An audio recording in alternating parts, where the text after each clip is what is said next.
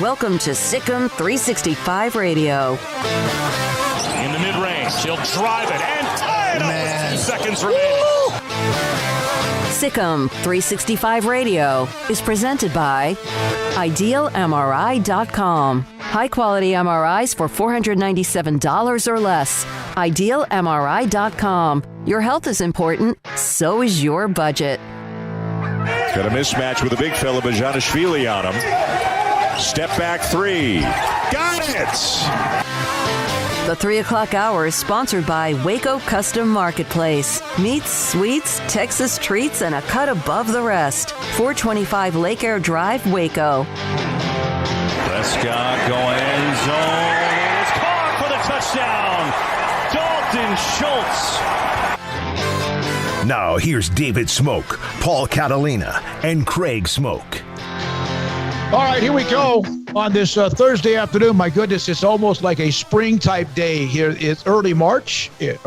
Paul Catalina, split screen, David Smoak. We've had some of you ask us about, why we haven't been in the studio. We're just being kind of smart right now with some remote broadcast. Paul at home, me at the condo. Craig will be back with us tomorrow. Armstrong Sims is inside the condominium, what I call the studio of genius. He's there as well. We got a heck of a day. Hey, Bob, just think about the feeling right now. I asked this yesterday. What would it be like right now? How tense would everybody be on a scale of 1 to 10, 0 to 10, 254-339-1122? How tense would you be right now if Baylor had not won on Tuesday in Morgantown? I would think the average would be at about a 7 because fans like to freak out, but like right now, there's no tension at all, which I think is good. And I think we've seen the team bounce back. If they were, just hypothetically, had they lost on Tuesday and then lost today, the tension on Saturday against Texas Tech would be, unscalable. It would be one of those things where, like, 1 to 10, why are you only counting to 10? We learned a lot more numbers than that. Like, come on. It's 1, 2, 3, 4, 5, 6, 7, 8, 9, 10 plus, right? It'd be bad, but yeah. I think coming up. They got a trophy that looks. It looks like they didn't spend a lot of money on it. I'll just say that. Who's that? They're all happy with it. There's a Bedlam trophy, for the basketball series. And they were all holding it up, and I thought, well, that's kind of neat, but, like, be careful, guys. That looks like it'll break real easy. It looked. Who was it recently that they won? It was a football game. It was like a bowl game. Was it where somebody was dancing around in the locker room? Yeah, it was a bowl game, and they shattered that crystal trophy. Shattered the crystal ball. It wasn't the national championship. I think it was the Orange Bowl. It might have been the Orange Bowl. All right, Paul Catalina, David Smoak, Armstrong Sim. We appreciate you watching, listening, wherever it might be, via online, SicEm365.com, on the app, free app in the App Store at SicEm365, YouTube, Periscope, Facebook, Alexa, play SicEm365 Radio. Let's see if this works, Paul. Handing off to SicEm365 Radio by online radio. Now playing SicEm365 Radio. Yeah, there you go. A little, it's muffled, but it's a little. I don't have the volume up very high. I was worried that it was going to hit mine, but because mine is right up here. But I have my headphones on, so like I was like, oh hey, let's see what happens. And then I sat here and was like, was it? Oh no, wait, she can't hear it. It's in my headset. That's so cool. Had somebody that I saw a couple of days ago that had been out of pocket for a while, and they asked me about how do we get to listen to you, and I said it's so many ways. There is no excuse. Well, if you're in the car, a lot of cars are hooked into your iPhones now. The apps and obviously isn't Alexa no bowl trophy. Oh, okay, but it went everywhere. So how dare they sully such a time-honored tradition? So if you were listening to Pat Nunley, and we had so many different guests and a lot of feedback now on Jay Billis, Fran Fraschilla, among others, Pat Nunley, he kind of threw in a little note that he remembers when Scott Drew was hired and he didn't know anything about it. He knew about Homer. He didn't know anything about Scott Drew. Knew about Bryce because he hit the shot, but didn't know anything about Scott Drew. When did Bryce hit the shot? That was in 1990. So it was before Scott Drew. Drew was a part of that Valpo coaching. If you watch the shot, you can see Scott's running around in the court.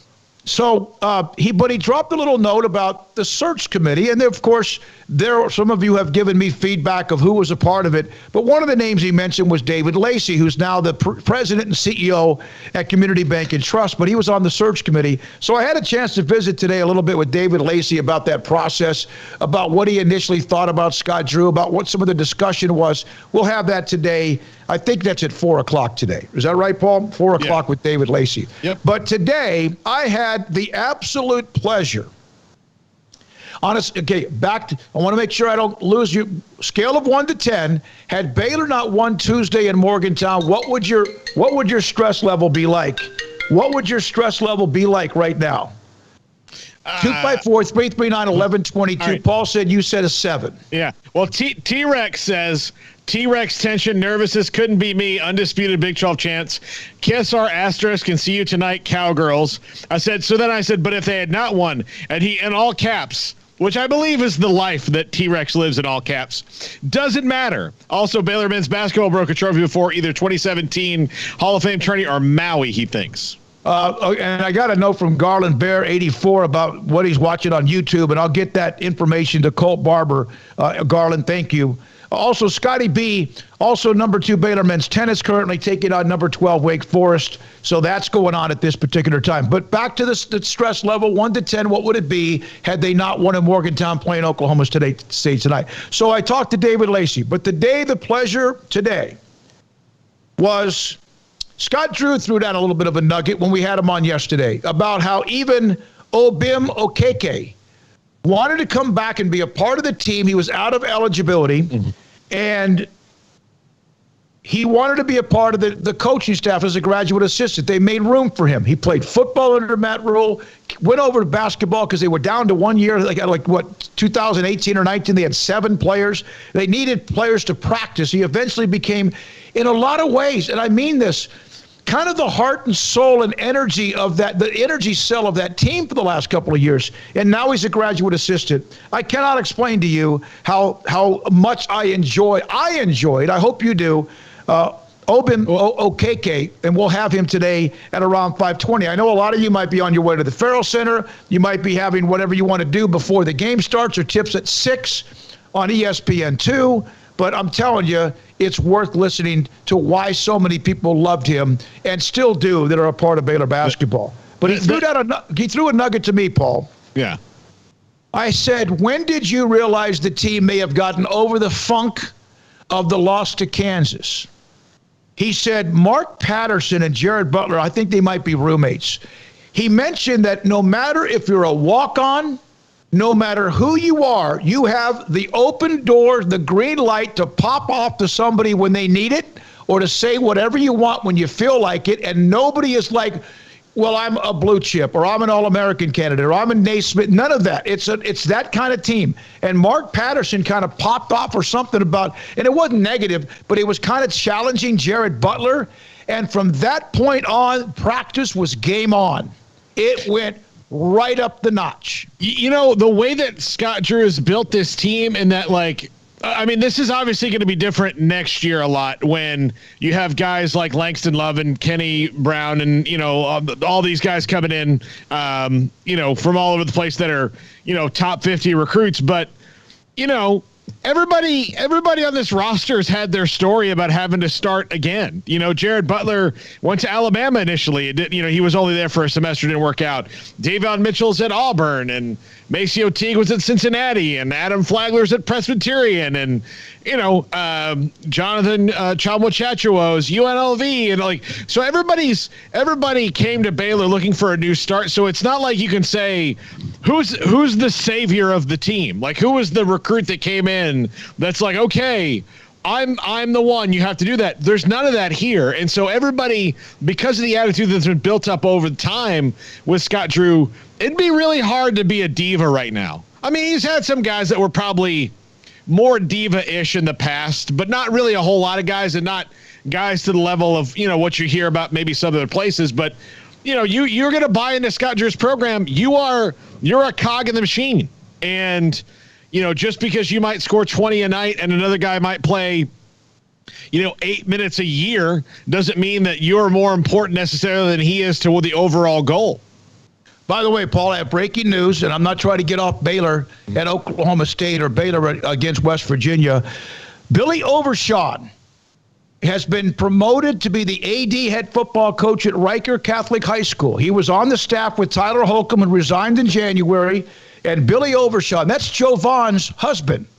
Oh, Billy awesome. Overshawn is the new AD football coach at Riker Catholic School. So that's breaking news in Texas high school football. He'll do a great job, and he inherits a pretty solid roster coming back for next year. Yeah, he does. He absolutely does. They lose a couple playmakers, but they've got some guys. They got to keep some. Well, maybe that allowed them to hire as quickly as they did to keep some who might be looking elsewhere. That's one thing to see right there. So appreciate that note. I just got that note. I don't know if that's already out there. If it is, then I apologize. But I just got that from about comfortable a level as you could possibly get. So Baylor, Oklahoma State 10-6, coming off the sweep of Oklahoma. Baylor at 11-1. And also, of course, right now, number 3 in the country. And they still have 2 games to go before the next rankings come out. The next rankings that matter are not the top 25. The next rankings that matter are the ones that come out with a seeding following the conference tournaments, which, of course, next week for Baylor and the Big 12 is in Kansas City.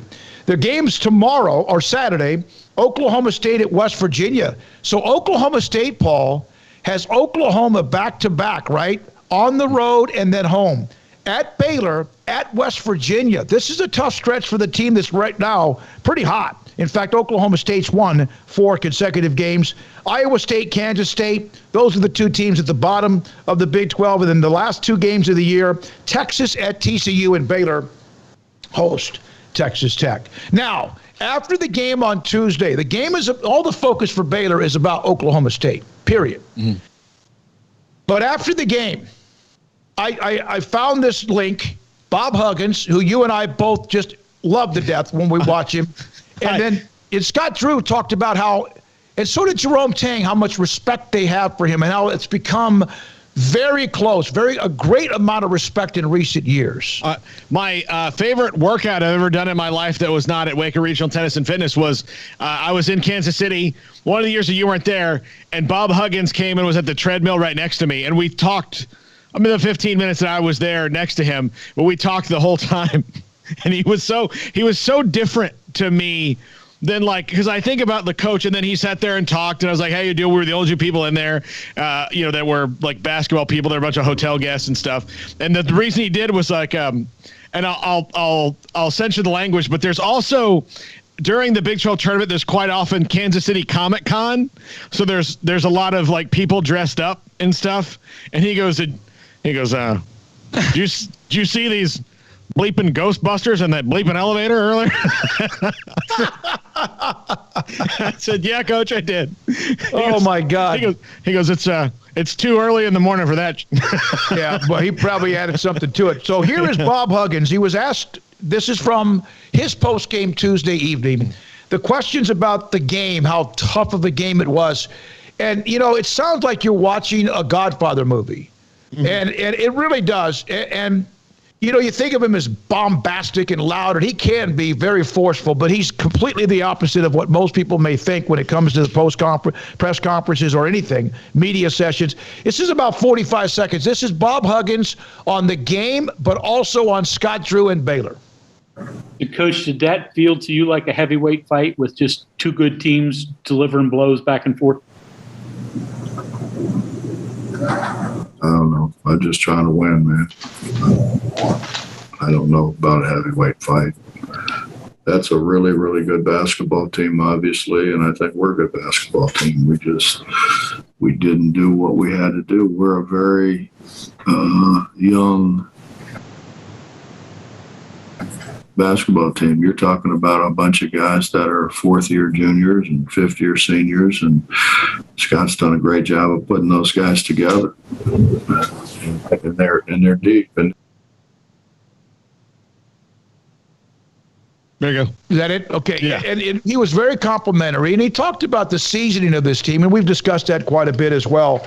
Bob Huggins on Baylor and Scott Drew. Melissa Smith earned a spot on the Naismith Katrina McLean Award Final 5 list, recognizing the top power forward in women's basketball. She, of course, is on numerous lists, and she should be. She's playing at an all-time level. I'll never forget this about NaLyssa Smith. Unless she was to lead them to something else again, how she came in when Lauren Cox went down against Notre Dame, and yes, Notre Dame started chipping away at the lead, and it got dicey, but how NaLyssa Smith, the first shot she took when she came in the game after that tragic, basically almost tragic moment, she made about a 15-foot jumper and was a factor in that game down the stretch. I think had she, that's one of those cool moments that, had she done nothing else for the last 2 years, had she just been kind of a player, she would have had that moment. That's one of the cool things about sports. But, she will always have, certainly, earned her place in Baylor history because of the way she came in. And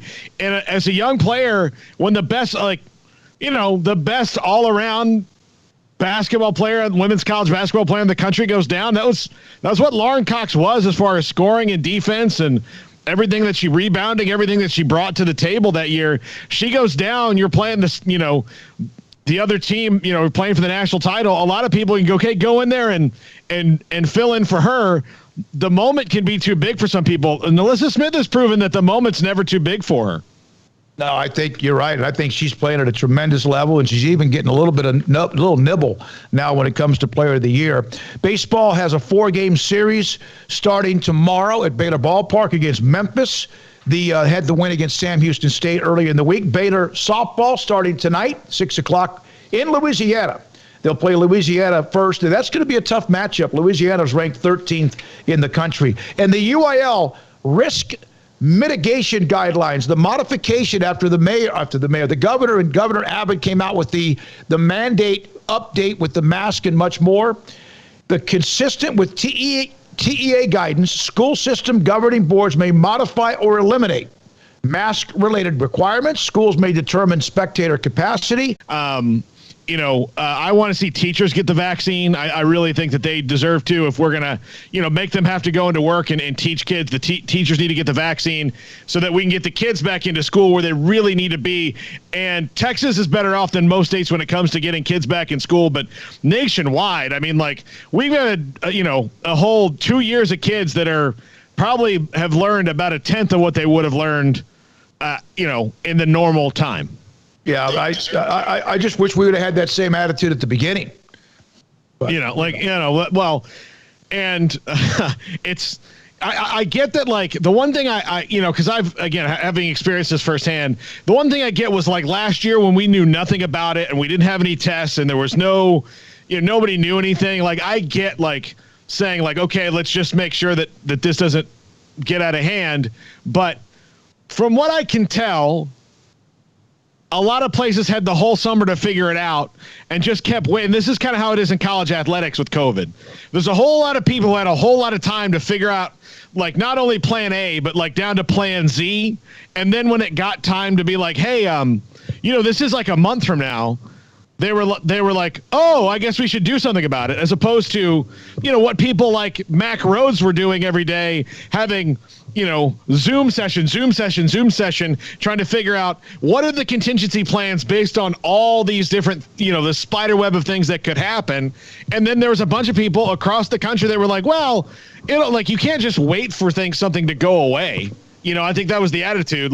I just think that this will be, there's going to be books and books and books and all sorts of things written. I just think that everyone, some people, even if they wanted to make changes, were scared of the reactions, the consequences publicly, and that watch. Basketball season's almost over. Basketball playoffs, of course, are in week 2 or so, week 3 for the men. For the boys, the girls will have their tournament, in fact, next week.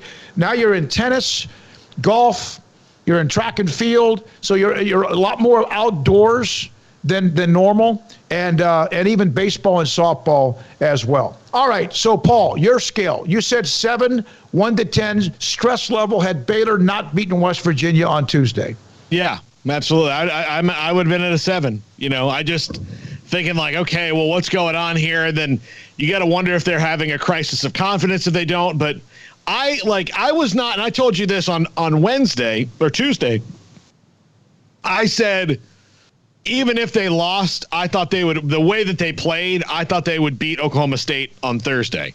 And now that they've won, I don't know what's going to happen, but I thought that they would win. I said, I think they'll be, because the way that they were playing was their style. They were attacking.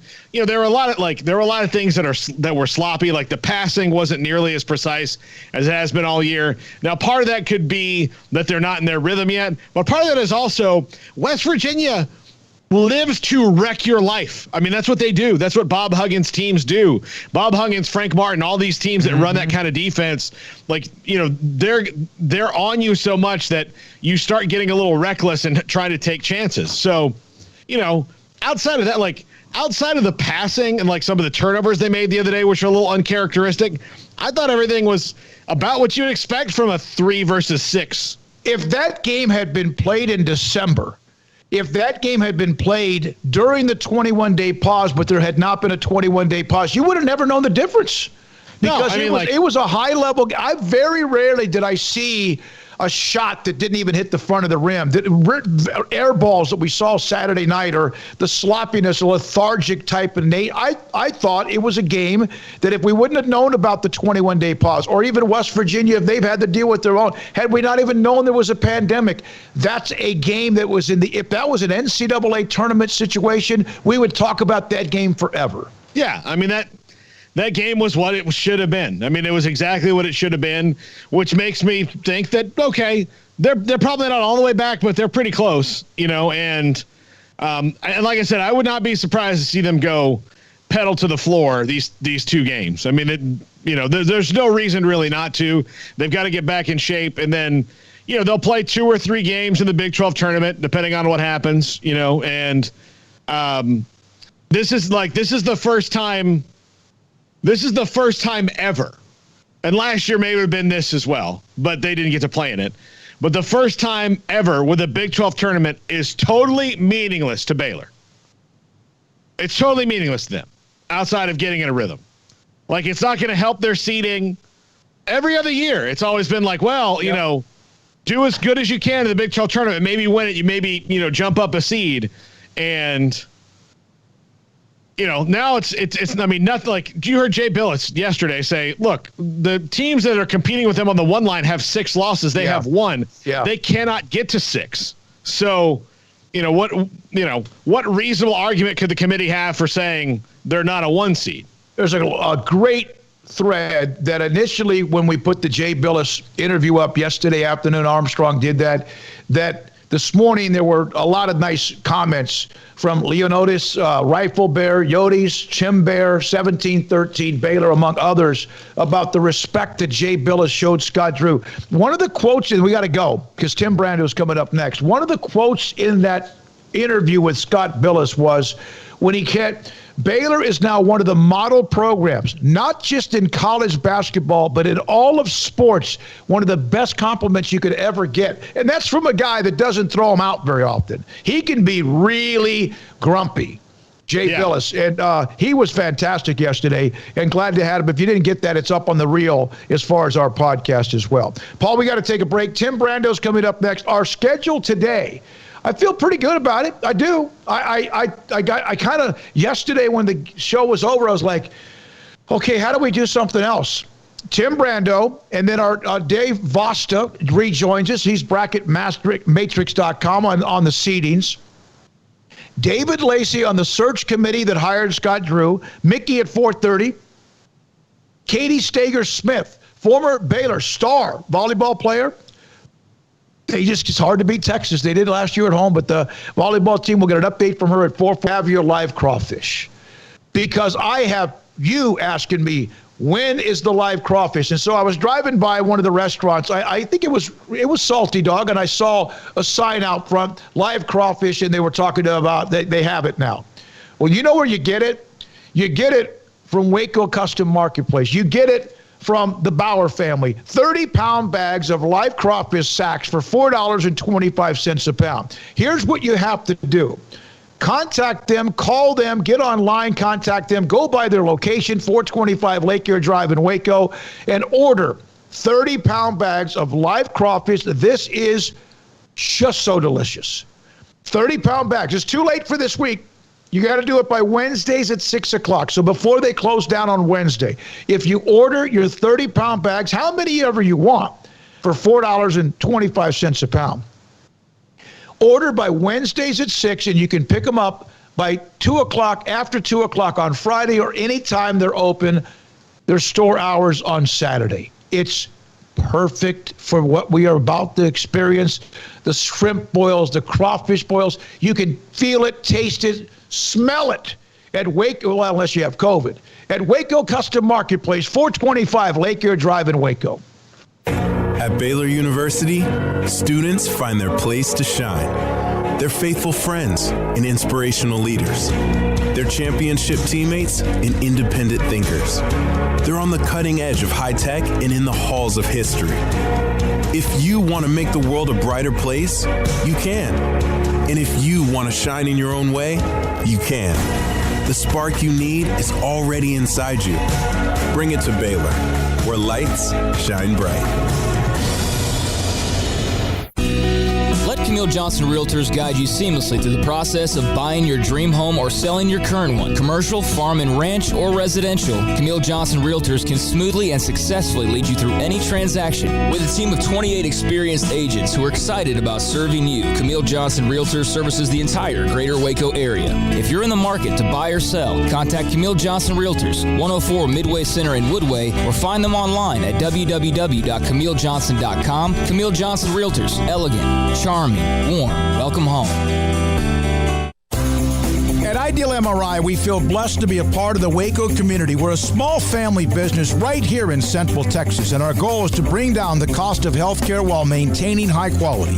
At times like this, the cost of healthcare has never been more important, and unfortunately, significant illnesses and injuries still occur. That's why Ideal MRI is open and here to serve you through the difficult time. We offer premium MRIs just like a hospital with state-of-the-art technology and specialists, but you'll pay less. Sometimes thousands of dollars less, whether you're using insurance or not. At Ideal MRI, we accept most insurance and there are no hidden costs, even offering financing if that's needed. Everything included in the price, and you'll not get something as a surprise in the mail later on. If you need an MRI, ask your doctor about Ideal MRI. They'll know. You can schedule an appointment safely from home online in minutes at idealmri.com, or give us a call, 833-IDEAL-MRI, idealmri.com. From the first workout to the last practice, sports is an incredible challenge. Hi, this is Dan Ingham with the First National Bank of Central Texas, and we're proud to support each athlete, every parent, and our educators. From families, small businesses, to the biggest industry, we're here to help. With remarkable products like First Free Checking, we've got banking ideas that fuel big dreams. The First National Bank of Central Texas. Familiar faces making local decisions. Member FDIC, Equal Housing Lender. Get the vehicle you've been dreaming about at the President's Day event at Allen Samuels. The 2020 Dodge Charger SXT, ranked #1 in initial quality and driver appeal, has special values of $6,170 or 0% for 72 months, plus $3,000 in combo cash. The 2020 Dodge Charger is at the forefront of muscle car design. From the body to the wheels, it continues to impress. Visit the customer award-winning Allen Samuels, located at 201 West Loop 340 in Waco, to see the 2020 Dodge Charger SXT. See dealer for details. All offers have credit requirements. In Texas, there's pea-size hail and baseball-size hail. Guess which one hit our house? We didn't even know where to begin, but we called our Texas Farm Bureau insurance agent, and he was so reassuring. He knew exactly what to do to get our house back into shape and our lives back to normal. Now, we're even more thankful for the roof over our heads. Stop by and see our agents at one of our 3 McLennan County locations. Coverage and discounts are subject to qualifications and policy terms and may vary by situation.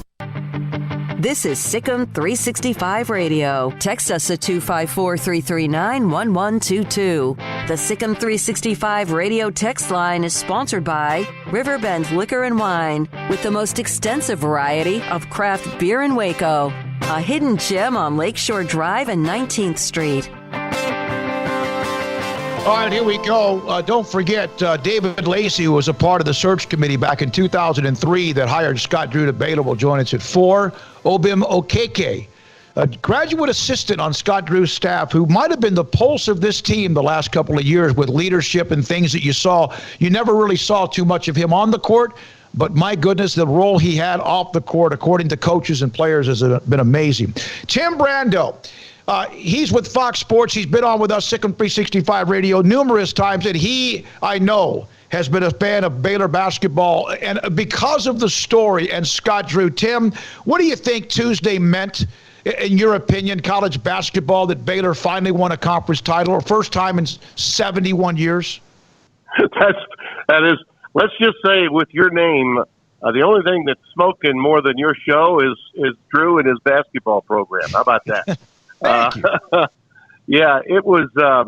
I think probably the thing that I enjoyed most about looking at the highlights, and it was just seeing the reaction at the end of the game. To see a regular season championship game for the team that won it means so much. You know, we're so caught up in the tournament these days, and people have said many times over that the NCAA tournament is all that matters, and that the regular season doesn't. You know, for those of us that are close to the game and have an affinity for it and have for many, many years, know that the regular season does matter, and particularly in those college towns that thrive so much on having those social events that were basketball games, 2 games a week sometimes. And we haven't had that, and the fans haven't been able to go, and it's been different, it's been bizarre. But just to see the elation from the players and from Scott himself, I thought it sent a message, I think, in a lot of ways, that winning titles is hard, navigating through a regular season is a big deal, and that it matters so much to these young guys that are playing for him. Other than Butler, that's a group of under-the-radar kids, really, that he recruited. And I've known Scott a long time, and I've known his family. I've known Homer, his dad, for many, many years, going all the way back to when Homer was an assistant coach for Dale Brown in 1972. Now, that's going back to the Ice Age, but he was on Dale's first staff. And, that entire Drew family is so ensconced in the game of college basketball in every respect. But I got to tell you, in the field of coaching, in the college basketball world, I think the jury was out on Scott as a head basketball coach. And honestly, early on, there were times when you could probably understand that. But he is mature. He's matured into the position and become now, I think, one of not just the great recruiting coaches in the game, but one of the great bench coaches in the game. And that says a lot. We've watched him sort of grow before our very eyes. And at the time that Baylor got him, there were a lot of questions, as to whether this was the right guy at the right time. And now you see what's happened. So I'm happy for Baylor. I'm happy certainly for Scott and the entire Drew family.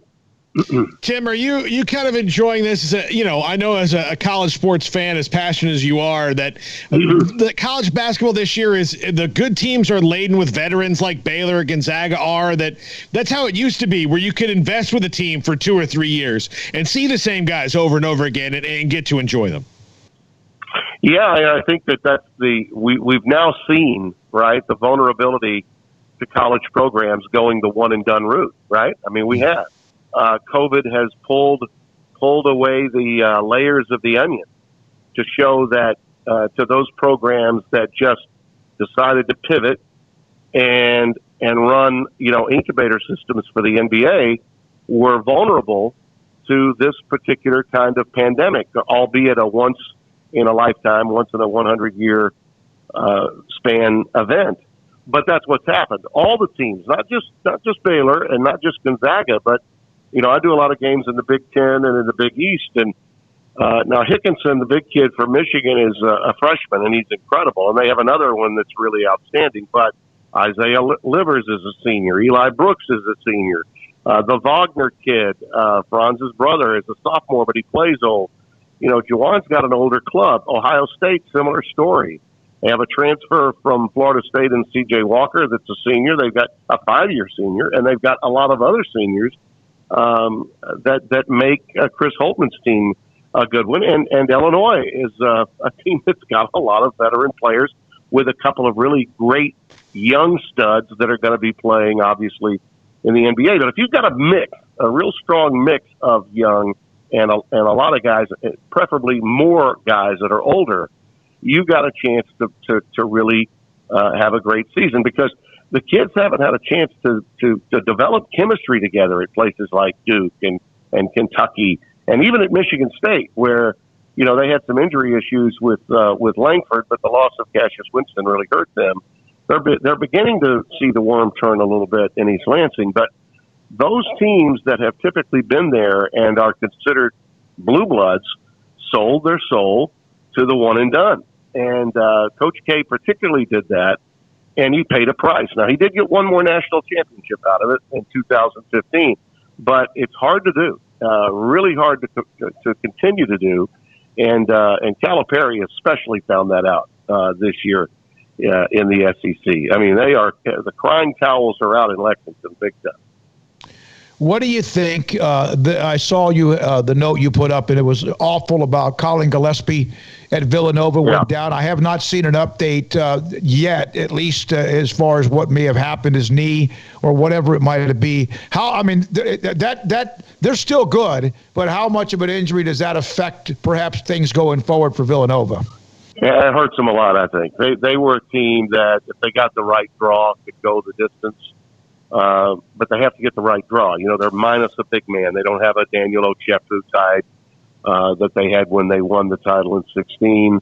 They don't have a guy that can get you easy baskets on the offensive boards on those missed three-point shots that are there.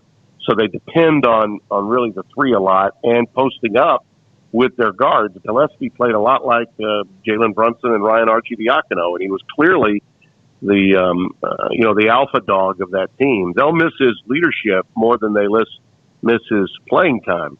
All the guys for Villanova can handle the ball, and this will just move Justin Moore, who played really well in the second half last night when Colin got hurt. It'll move him into a position of probably playing the point, and but every guy on that team can put the ball on the deck and score. That was a team that I thought could be a sleeper pick for the Final Four, probably not on the first tier, or maybe not even on the second, but certainly a third tier, sort of 3 or 4 seed that if they got the right draw, could make a strong move. And, since we're talking about the Big East, that other team I think is Creighton. Creighton lost that game last night, but when they play really well and they have a young big man that can get them some easy baskets off the offensive glass every now and then, they're really tough to deal with. And they've got veteran talent too. So, but yeah, that was a real tough loss. You could tell Jay was really, really upset at the end of that game. Everything I've heard is that it's serious. It happens to be the next game for me. They go to Providence on Saturday on Fox. That's where I leave for tomorrow. I'll be heading to Providence. And, my assumption is he won't play, and he's probably done for the year. Did the Michigan-Illinois game change your opinion about either of those teams the other night because Illinois won that one so big? Everybody's going to have a clunker, especially during the bizarre COVID year. Everybody's going to have one of those really bad outings. I know you guys didn't see many of them at Baylor. I mean, it was an exceptional year. I mean, most of this season, the Zags and Baylor have been the teams that just didn't have one of those. Now, I would argue that certainly in Gonzaga's case, they don't see the kind of competition that Baylor does within its league. So once they get out of non-conference competition, they're pretty safe. Baylor had to, get through some real tough outs. When you're talking about Oklahoma, Oklahoma State, West Virginia, Kansas, and those kinds of people that you're playing on a regular basis, it was exceptional what the Bears pulled off. But I think that there are some teams out there that fall into a category that are extra special, and those two were.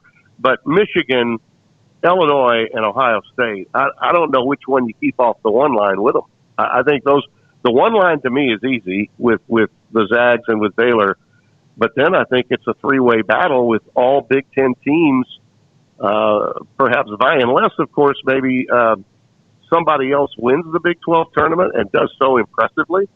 That could squeeze in there. Houston, I think, is worthy of some consideration too.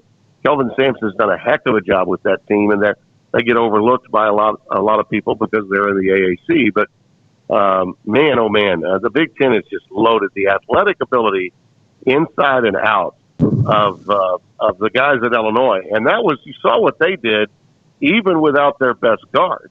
I mean, Ayo Dosunmu is likely the player of the year in the Big Ten, could be player of the year nationally. He wasn't even in the game, and Kofi Coburn got help from Trent Frazier, got help from Curbelo, the young freshman guard. I mean, they were just dynamite in that win against Michigan. I don't think the Wolverines lose too much except their pride, and I think Juwan Howard can work on that with his club. They are stronger interior. Their interior, I think, is stronger than anyone's in the Big Ten. The difference when they beat Ohio State was Hickinson inside. The quickness factor, I think, remains with Baylor or with the Zags in terms of size and speed. But man, oh man, don't blink on Illinois because they move up and down the floor. You guys remember what Stephen F. Austin was doing not far away from you when Underwood was there. Now Underwood's got, he's got thoroughbreds playing the way Stephen F. Austin did when they were, ruling things in the Southland Conference 6-7 years ago. Absolutely. I'm an alum, so I know exactly what you're talking about. You know exactly what I'm talking about. Even though Kyle Keller's done a great job, and last year's team might have been a dangerous team in the tournament, unfortunately they got shut down. Tim, one more thing. Because Baylor Gonzaga was wiped out, because even a Baylor-Villanova game may have happened but wiped out in Bristol, and some other games that have been wiped out as well, does it make the tournament even more dangerous because some of the teams that would have played some of the Power Fives or the elite Division I teams, a lot of those games didn't happen either? Does that make this even maybe more wide open than ever? Yeah, I think so. Despite how dominant Baylor and the Zags were in their respective conferences, when you haven't had a chance to play as many intersectional games, which we generally see more of in December, I know you have the SEC Big 12 thing once we get into, January? You have that for your league. But those intersectional matchups, particularly the ones that we get in November and December, just did not materialize this year. And so in terms of matchups, when you go into the conference tournament, what do we see? We see teams that are playing each other generally a third time. And they're like root canals because everybody knows how to play everybody. They know everybody's move, so it's hard to detect, what matchup disadvantage your team may be at. That can only get exposed, I believe, when you're going up against the team for the very first time. And what I think it does is it allows for, and you guys will go crazy when I tell you this, but it allows for more upsets in the opening round. I think if, a team like Drake, by example, or a team like, I'm trying to think of another one that would be in an obscure conference that's really, really good. Drake pops out at me, but there are several others that fall into the category. You just haven't seen as much of them, and you don't know necessarily how deep a team is at one position or another. And if the athleticism of a certain team is so good that the vulnerabilities of another can be, put in play. I remember the year before Jay Wright won the national championship in 2015, he was in a bracket as a 1 seed where he was playing either LSU or North Carolina State in the second round. And that particular year, both teams were very athletic, very athletic. It so happened that NC State had won a very close game, if you recall, and they went on to the Sweet 16 that year, knocked Villanova out. And it was all because of the matchup. If a 1 seed gets a tough matchup from an 8-9 game, it can blow this thing wide open on one side of the bracket. And it's happened before, it could happen again. And I think it's more probable this year because of exactly what you were talking about. And I think the committee's job, even with one more at-large entry, remember the Ivy League is out of the mix, so there's an additional at-large bid, but how do you weigh a team that's only got 3 or 4 quad 1 wins against a team that's got 7 or 8? How do you weigh a team that looks to be on the bubble that unfortunately for the circumstances of COVID, they had a 27 or 28 day layout, and they played 9 fewer games than another team. And you're trying to weigh whether this team really is more deserving of getting that bid. I would suggest to you that, since the tournament's starting on Friday this time, because they're going to play the first 4 on Thursday, watch out for the first 4. We may get a team from and by the way, there's been precedents for this. VCU came out of the first 4, the first year of the first 4, and made it all the way to the Final Four back in 2011. So it can happen. We could see one of those teams that have to play an additional game actually get all the way to the big party. Tim, thank you as always, man. We appreciate your access. We appreciate your insight and the knowledge, and great job with what you do. Appreciate your time. Always, Smoak. It's great to be with you fellas, and give my best to the Baylor Bear basketball family and to Drew in particular. I'm so happy for Scott, for Homer, and for all the Baylor Bears. That community deserves a championship. I'm glad you got one. Tim Brando, Fox Sports, with us on SicEm365 Radio. We appreciate his time. Coming up, we will hear from, by the way, Billy Overshawn just sent me a text. He's going to jump on with us at 4:20. But Dan Vosta from BracketMatrix.com on a lot of the analytics, the stats, the data when it comes to the NCAA tournament. He's next on SicEm365 Radio. If you are in the market for a new home or trying to sell the one that you're living in right now, you need to call my friend Lance Donaldson of the Donaldson family team, brokered by eXp Realty, 254-214-3713, online, lancedonaldson.exprealty.com, or just throw Lance Donaldson eXp Realty into the year-old Google machine, and it'll pop up. You can go right to his website, and you'll see all of his listings. You'll see wherever it is, whatever county it is in Central Texas, whatever city it is. He's got tons of listings. He's got beautiful listings. Plus, if it's not listed for him, believe me, he's going to help you find a great house. That's what he does. That's what he believes in. He's going to enjoy every second of it. He's the kind of guy who enjoys pretty much every second that he's awake. Pretty much every second he's asleep. He's happy all the time. That is Lance Donaldson. You're going to have a great time looking at houses with Lance, and he will, ask the right questions to find you that dream home. Lance Donaldson at eXp Realty, 254-214-3713, online at lancedonaldson.exprealty.com. At Marco's Pizza, get craveable pizza made the Italian way with dough made from scratch, an original sauce recipe, 3 fresh signature cheeses, and premium toppings you love, served hot and safe. Right now, you can get unlimited medium one-topping pizzas for just $6.99 each. Why stop at just one? Order with your app or at marcos.com for curbside, carryout, or delivery today. Marco's, pizza lovers get it.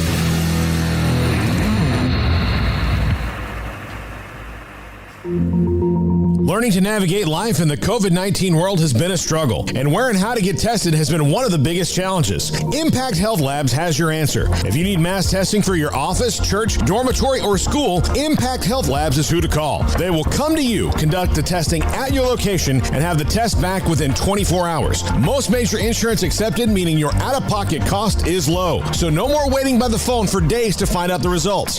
Impact Health Labs was founded by 3 Army licensed and credentialed medical professionals.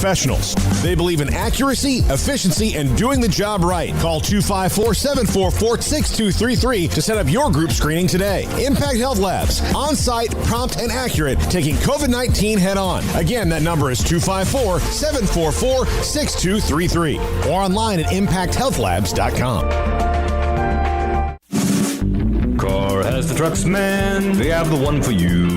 Crew cab, short or long bed, silver, black or blue. Texas size selection, great prices too. Richard Carr, he has the truck for you. Carr has the trucks, man. He has the truck you need. If you want the best truck, you want a GMC. Texas size selection, great prices too. Richard Carr, they have the truck for you. Hey, this is Bryce Petty, former starting quarterback and two-time Big 12 champion, and I know firsthand the importance of being in top shape both on and off the field. So listen up, men.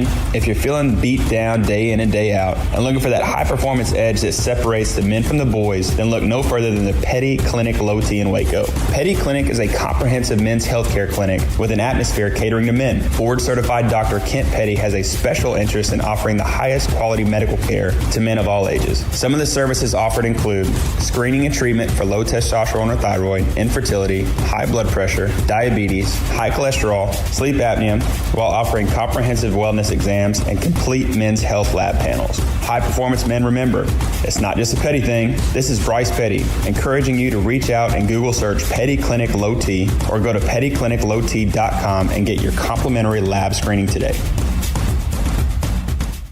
Boozers is the wedding ring store and more. If you're ready to get engaged or already married and want to upgrade your wife's ring for a special anniversary, Boozers is the place to go. With the largest selection of premier quality diamond engagement rings and wedding rings in Central Texas. They have 7 cases with over 300 styles of rings from top designers like Natalie Kay. Choose from yellow, white, or rose gold, plus beautiful top quality loose diamonds. With an in-house jewelry, they can also custom make anything you want. Bring in a picture or drawing and let Boozers create your one-of-a-kind pendant or ring. They can even use some of your old gold and diamond jewelry to create something new. At Boozers, you'll find a great selection of quality timepieces, and Boozers is the place for expert watch maintenance and repairs, too.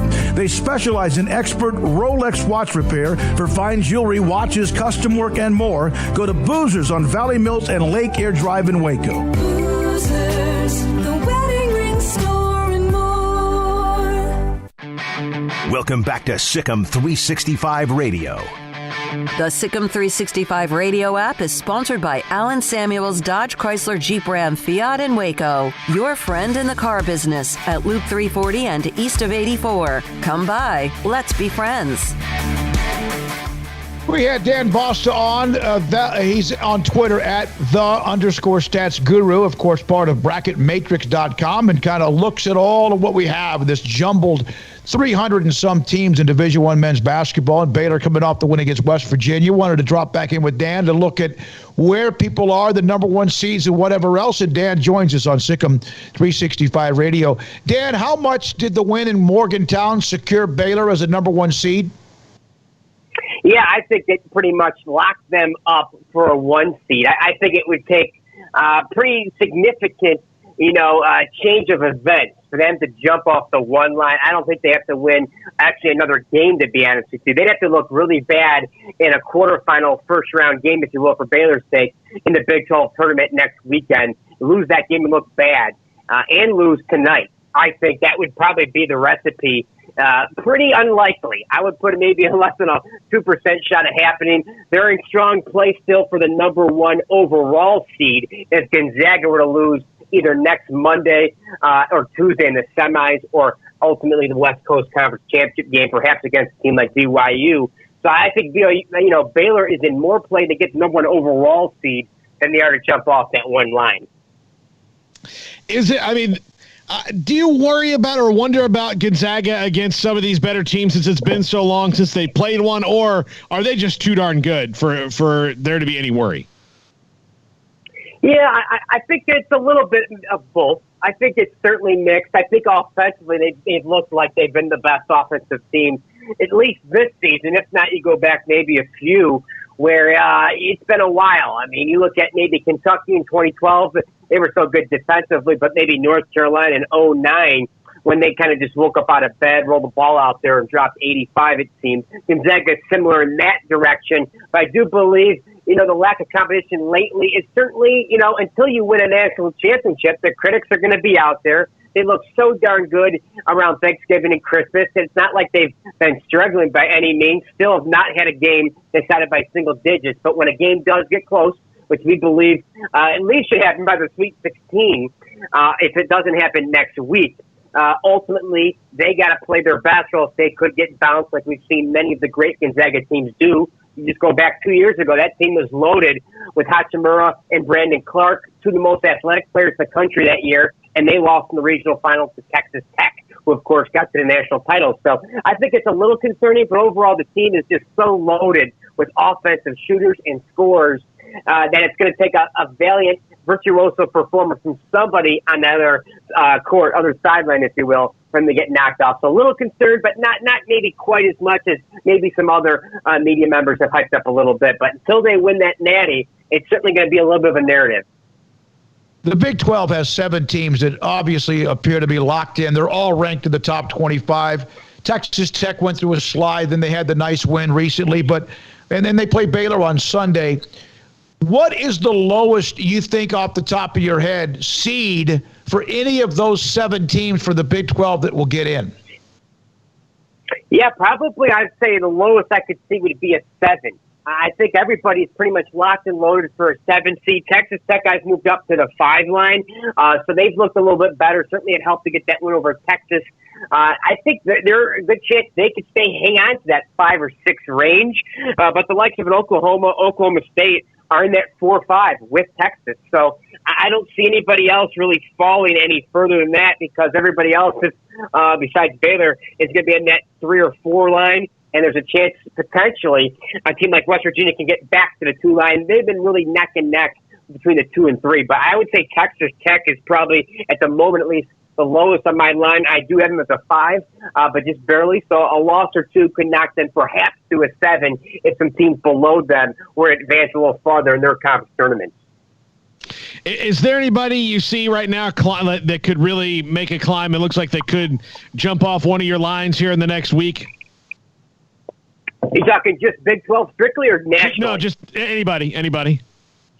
Yeah, I think certainly, we've seen Illinois. Obviously, I think they're looking pretty decent for a 1 right now. They've made it one of the bigger jumps. They have a big game with the Buckeyes this weekend. We'll see if they read their press clippings a little bit like apparently Michigan did in that game just a few days ago. But they're a team that really jumped out. I think in terms of teams moving up, what I'm looking forward to, I'm actually looking one team in the Big 12. We're going to see if a team other than Baylor and Texas Tech can win that conference championship, the tournament. I think Texas or Oklahoma State, I think certainly the Cowboys are a team that has really picked up their pace here. We know Cade Cunningham, but the guards around him have been very impressive. If they were to make a deep run, either get to the title game or win the Big 12, I won't be shocked if we see them as a potential 2, but certainly as at least a 3. And then whoever wins the ACC, maybe it's Florida State, Virginia, could be anybody else. A team like Georgia Tech has been playing better. They can move up several seed lines. Georgia Tech is barely in the field right now. I wouldn't be shocked if they move up to an 8 or 9. North Carolina has been hot, cold. They look great. They look terrible. They're another team perhaps playing in their home state in the ACC tournament. They can move up a couple seed lines as well. But after a couple handful of lines, it's kind of anybody's guess right now, but those handful certainly look like the most successful chance of happening as we're less than 10 days away now. Is there any chance that Duke, Michigan State, Kentucky, and North Carolina all miss the tournament? I don't think so, because Duke and Carolina obviously are playing this weekend. So if North Carolina were to win that game, I think they would officially be a mortal lock to make the tournament. I think they're about there right now, but of course they lost to Syracuse on Monday. Didn't look great there. So they're in that 9, 10, 11 seed range. They were to lose to Duke, then all of a sudden they may need to win one game in the ACC tournament to avoid sweating it out come Selection Sunday. But Duke, I think they're almost dead as a doornail. North Carolina, of all teams, of course, could put the official ending to Duke, barring a miraculous conference tournament championship run where they may have to win 5 days in a row. Michigan State is in my field right now. I still like their chances, but they have Michigan twice this week if they were to lose both, and then somehow lose to Rutgers and likely in an 8-9 matchup. Then I think they have a good chance of missing the dance, because many people forget there will be bid stealers. What is a bid stealer? A team you don't have in the field right now that may win their conference tournament. So the Atlantic 10 could be a potential bid steal. American Athletic Conference could be one. You always could see it in a Power 5 conference. The Pac-12 perhaps could have a team you don't expect to win the conference. A team like Stanford that is quite a few spots out of the field right now. If they were to somehow win their tournament, for example, that would steal a bid. Everybody in my field would drop a spot below. So in terms of those blue bloods, Carolina's looking pretty good, but Duke, no bueno right now. And Michigan State, they're going to need, I think, just one more win the rest of their season. And I think they'll be fairly sweat-proof, if you will, come Selection Sunday. But Kentucky, they need to win the tournament, of course. Everybody else looking pretty respectable. The other team we didn't mention, Indiana, they're going to have to likely win the Big Ten tournament as well. All right, Dan, as always, we hope I'll be in touch. Maybe we'll continue to do this about once a week, but about between now and, well, I guess conference tournament week next week and then the Selection Sunday before the tournament. I'll be in touch. Thank you very much. BracketMatrix.com. Dan Voster with us on SicEm365 Radio. Dan, thanks for your time. You got it, guys. Have a great weekend. Enjoy the Baylor game, the rest of the games the rest of the way, and we'll keep in touch. Paul, I think he is very much like Eric Galko when it comes to I thought the same thing. The basketball data when it comes to all the matrix, like Eric is with the NFL draft, and we know that we can't find him. He's been tucked away somewhere. I've called him twice this week. He's at some facility, not Dan, but Eric. Yeah. Now, Josh Gordon released by the Seahawks.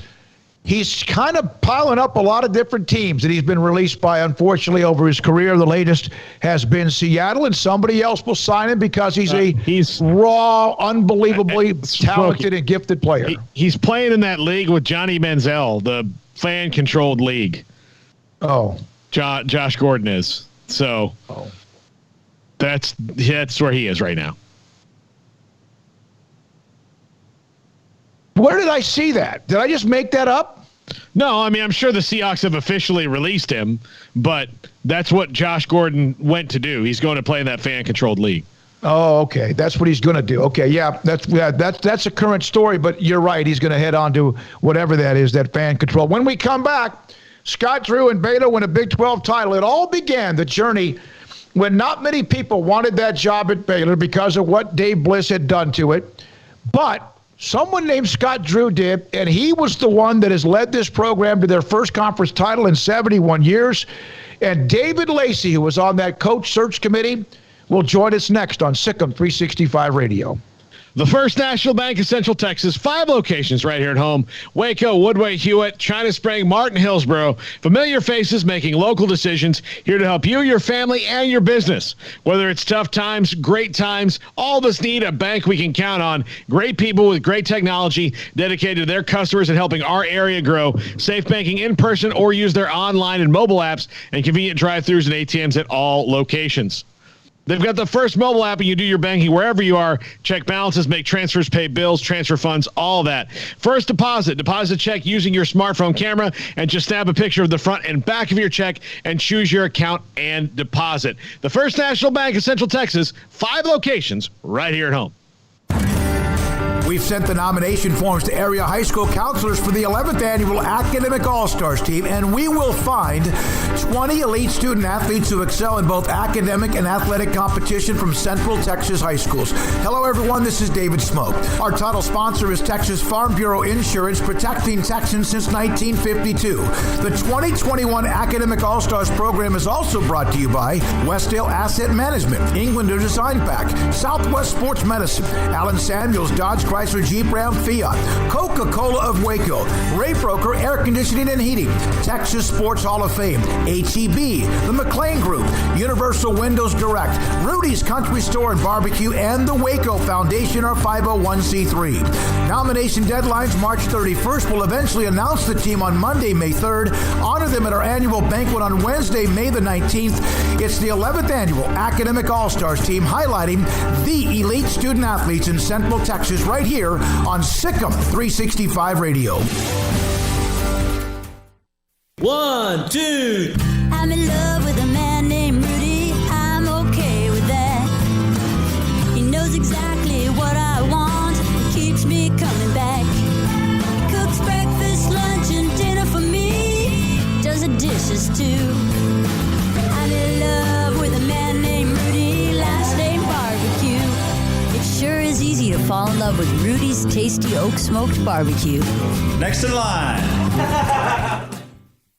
One size fits all. That may be all right for an adjustable belt or cheap sunglasses, but when it comes to your financial needs, no one wants a one-size-fits-all strategy. Ben Erlinson, your Edward Jones financial advisor, knows that his most important goals are yours. That's why he takes the time to understand your needs, knowing you. That's how Edward Jones makes sense of investing. Ben Erlinson, 100 North 6th Street in Waco, 254-759-8533. Edward Jones, member SIPC. Riverbend Liquor and Wine has their easy-to-access drive-thru open and convenient and clean in-store location on the corner of Lakeshore Drive and North 19th Street in Waco. Riverbend Liquor has the best and most extensive variety of craft beer selections in Waco, and Balcones whiskey, including single malt, pot still, baby blue, rye, brimstone, and the all-new lineage in stock. Riverbend Liquor and Wine, family-owned and operated, and a hidden gem in Waco on Lakeshore Drive and 19th Street. And find out more on Facebook and Instagram.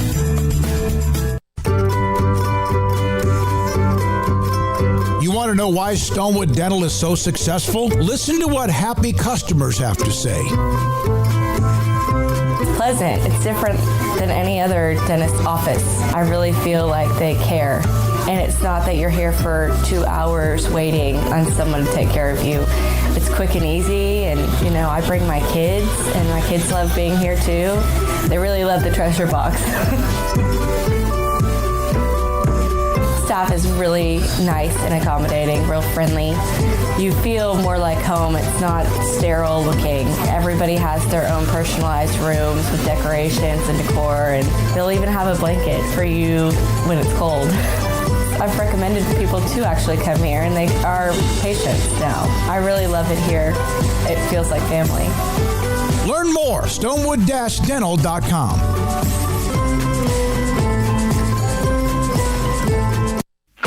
Welcome back to SicEm365 Radio. Floater will go for T. Good.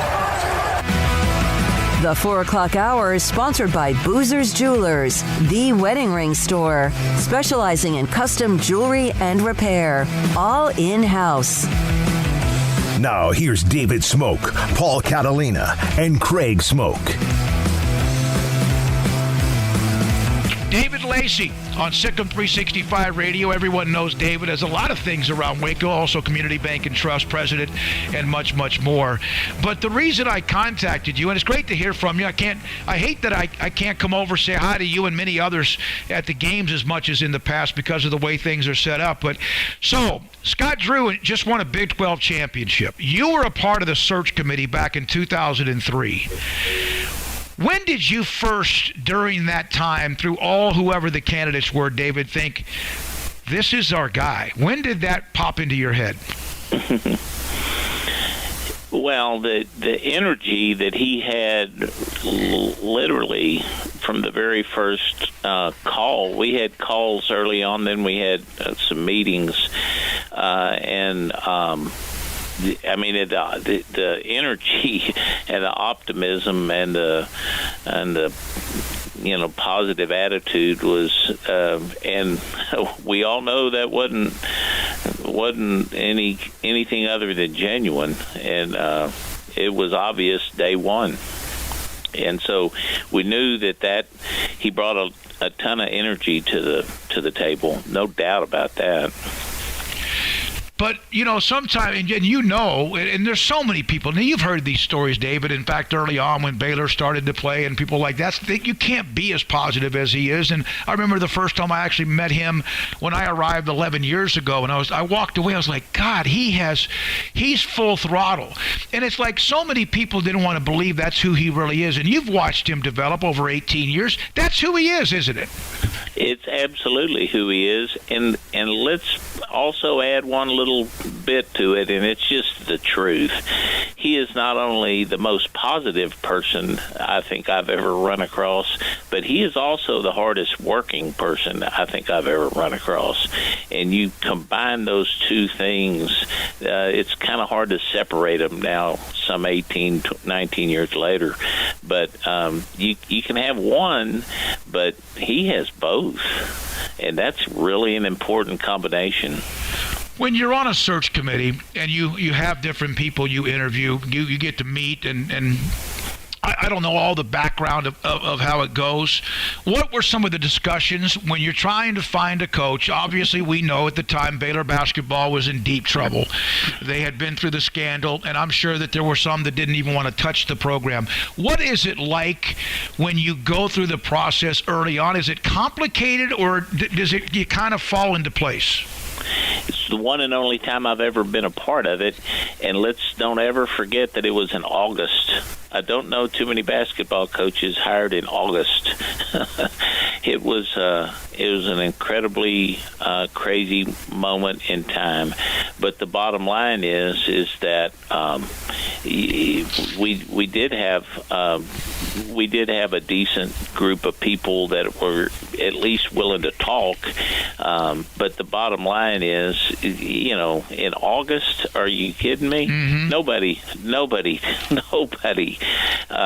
is normal at that particular month relative to basketball.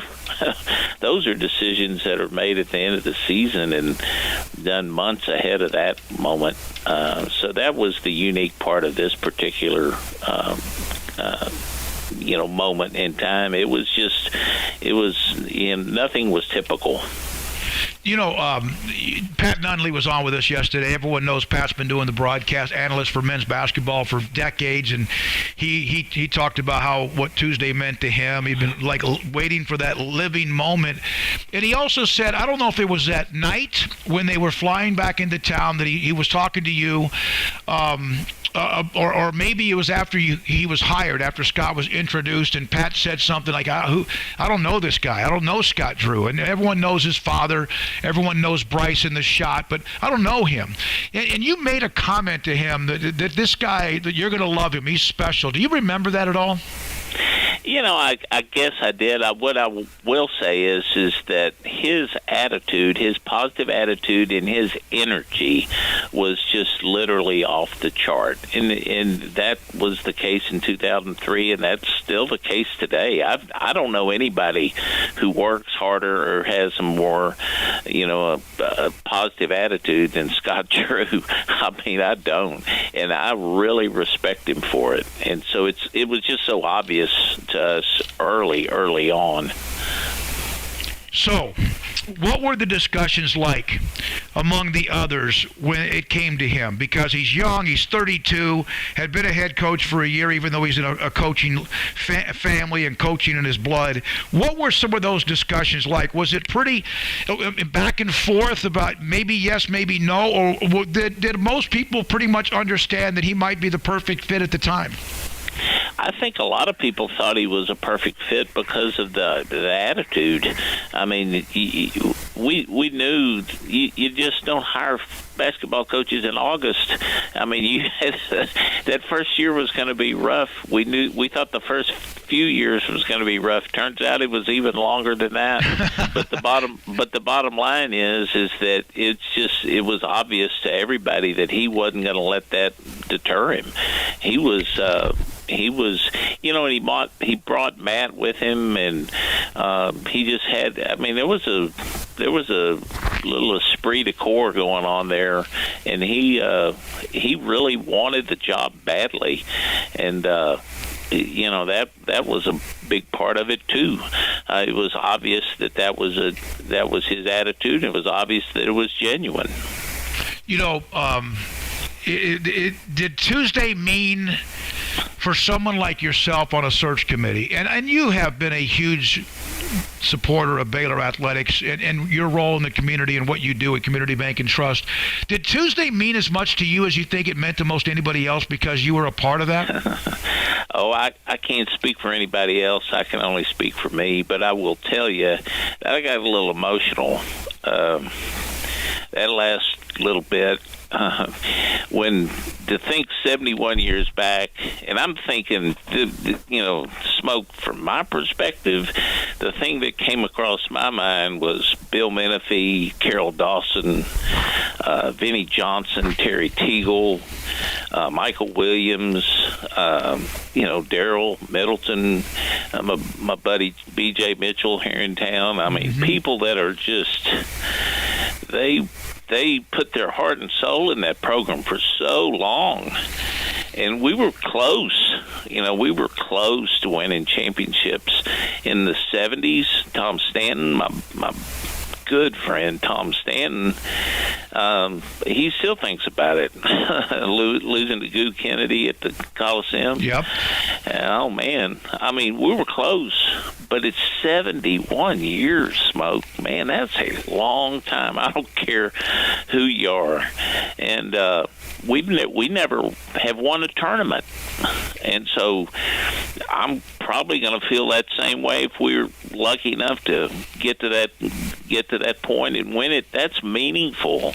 I know everybody's talking Final Fours and tournament and all that kind of stuff, but man, to cross these thresholds, we've never crossed them before. Yeah, and it was always like something that was missing, a banner. Yeah, that's exactly right. Yeah. It's a big deal, and I am not gonna shortchange that. I mean, because but we're thinking down the road. It's 3 or 4 weeks out from now, and I appreciate that. But what I want everybody to understand is how important a conference championship is. It's a big deal. It's a big deal. Yeah, with what Kim has done, and obviously she has the 3 national titles as well and the Final Fours and all that, it's almost like she's made that where you take it for granted with what they do, and no one should ever take it for granted because there have been programs that have won a lot, and then all of a sudden now they haven't won in years, so you never know when that might end, and that's why you should embrace it when you get them. Absolutely. And, boy, don't think for a moment that I ever take Kim's program for granted. 11 in a row? Are you kidding me? That's crazy. That is unbelievable. And yeah, I do, but it's just where I'm coming from. You know me well enough to know that I'm a golfer. The Baylor golf team, men's and women's, I celebrate them both. So, I guess my point is that I appreciate Kim and all her success, but this is a milestone we've never crossed before, is the men's program, and it's just a big deal. I want everybody to really appreciate it for what it is. It's just a big deal, and I think it's cool, beyond cool. And all the people that the shoulders that all this was built on, don't forget them, because it's a very small part of it is their efforts that in the past. Carol Dawson and Jim Haller and all the wonderful people that had great success, but they didn't quite get there. Yep. That doesn't mean that they didn't have a small part in this. Vinny. Yep. Do you realize how good Vinny was? But he didn't. I mean, was Vinny as good as Jared Butler? I would argue so, but he didn't have Mitchell and Flagler and all those other guys playing next to him. And all due respect to my buddy Nunley, he didn't have that kind of depth around him. That's why yesterday we tried to, if we could, after the way that they won, and especially how dramatic it was, if they had just run the table and 2 weeks ago just like basically sewn this thing up, we still would have flashed back to the history of Baylor. But we had Carol Dawson on, we had Pat Nunley on, we had former players on, and I thought it would be neat today to kind of not cap it off, because there's more for them to accomplish, is have somebody that was on the search committee in your case as well, among many others. David, thank you very much, man. We appreciate your time, all you do in the community of Waco, and thanks for kind of reminiscing about that search as well. Smoak, appreciate you and appreciate all you do. David Lacey, Community Bank and Trust President and CEO, SicEm365 Radio. Paul, we're going to break here or go with Billy? No, I'll go Billy. Let's go with Billy right now. All right. Earlier, I guess right off the top of the show, we had breaking news. I got a tip from somebody very high up the chain at Bishop Bishop Riker High School. Bishop Gorman, by the way, is where Obim Okeke went to high school in Las Vegas, DeMarco Murray and all that. So we'll have him at 5:20. It's a tremendous interview, not because of me, but because of Obim. Billy Overshot is now the new AD head football coach at Riker Catholic, replacing Tyler Holcomb, who resigned in January. And Billy joins us on SicEm365 Radio. Congratulations. Billy, what does this mean to you? Oh, it means a lot. I'm very excited for this opportunity. I've been looking forward to this opportunity like this for a long time. Now that dream has finally came true, so I'm excited. The kids are excited for the situation and what all that has taken place. So I'm looking forward to new beginnings. You inherit a team, because you were there, but you see a team that even though you lost a couple of really good players, you've got some talent coming back, don't you, Billy? Yes, we do. We have a relentless guys. We have over nine juniors coming back next year that were a central part of our offense and defense. So they have valuable playing time. We're going to lean on those athletes. We also have about nine sophomores that's coming back as well that has playing experience. So I'm looking forward to seeing the growth and what these guys are going to bring to the table. Billy, there's no doubt. We had Tyler Holcomb on the show the day. In fact, we were the ones that had the story that he was going to leave, and there was going to be a banquet that night. And of course, it didn't happen because of the icy conditions. But what he was able to do at Riker, and you were a part of that. You guys worked very closely together. How much do you need to work on those who were disappointed that he left, but also those who know you that might be thrilled that it's going to be you, if anyone, that takes his place? I think when change is hard for a lot of people, and change even for the athletes as well. Change is hard, but change is also from some is welcoming. It brings a new atmosphere. It brings a culture change. A lot of things will be different, but at the same time, Coach Holcomb, he brought a lot of tradition and culture to Riker Athletics. He brought in Grow the Growl. We're going to stay committed to growing the growl, and that's for the community. That's for our staff. That's for just family members around Waco, and just the counterparts that's outside of Waco as well. We're going to continue to grow the growl, and just excited to continue that culture and tradition here at Riker. Yeah, and this is a team that's coming off at least a state championship appearance. And how much does that help fuel your offseason that you guys had that rally through the end of last year and into the state championship game, that the team has tasted that kind of near success of what the goal was and wants to get there again? Yes. They tasted it, but it really has left a bad taste in a lot of our athletes' mouths. They're in the weight room right now as I speak. I have some athletes there outside throwing the football right now as I speak. So they're hungry. They're dedicated. They're committed. And I have a bad taste in my mouth as well. We were so close. And that's what, as a program, that's what we talk about. We talk about winning championships, not just winning championships on the football field, but also in life.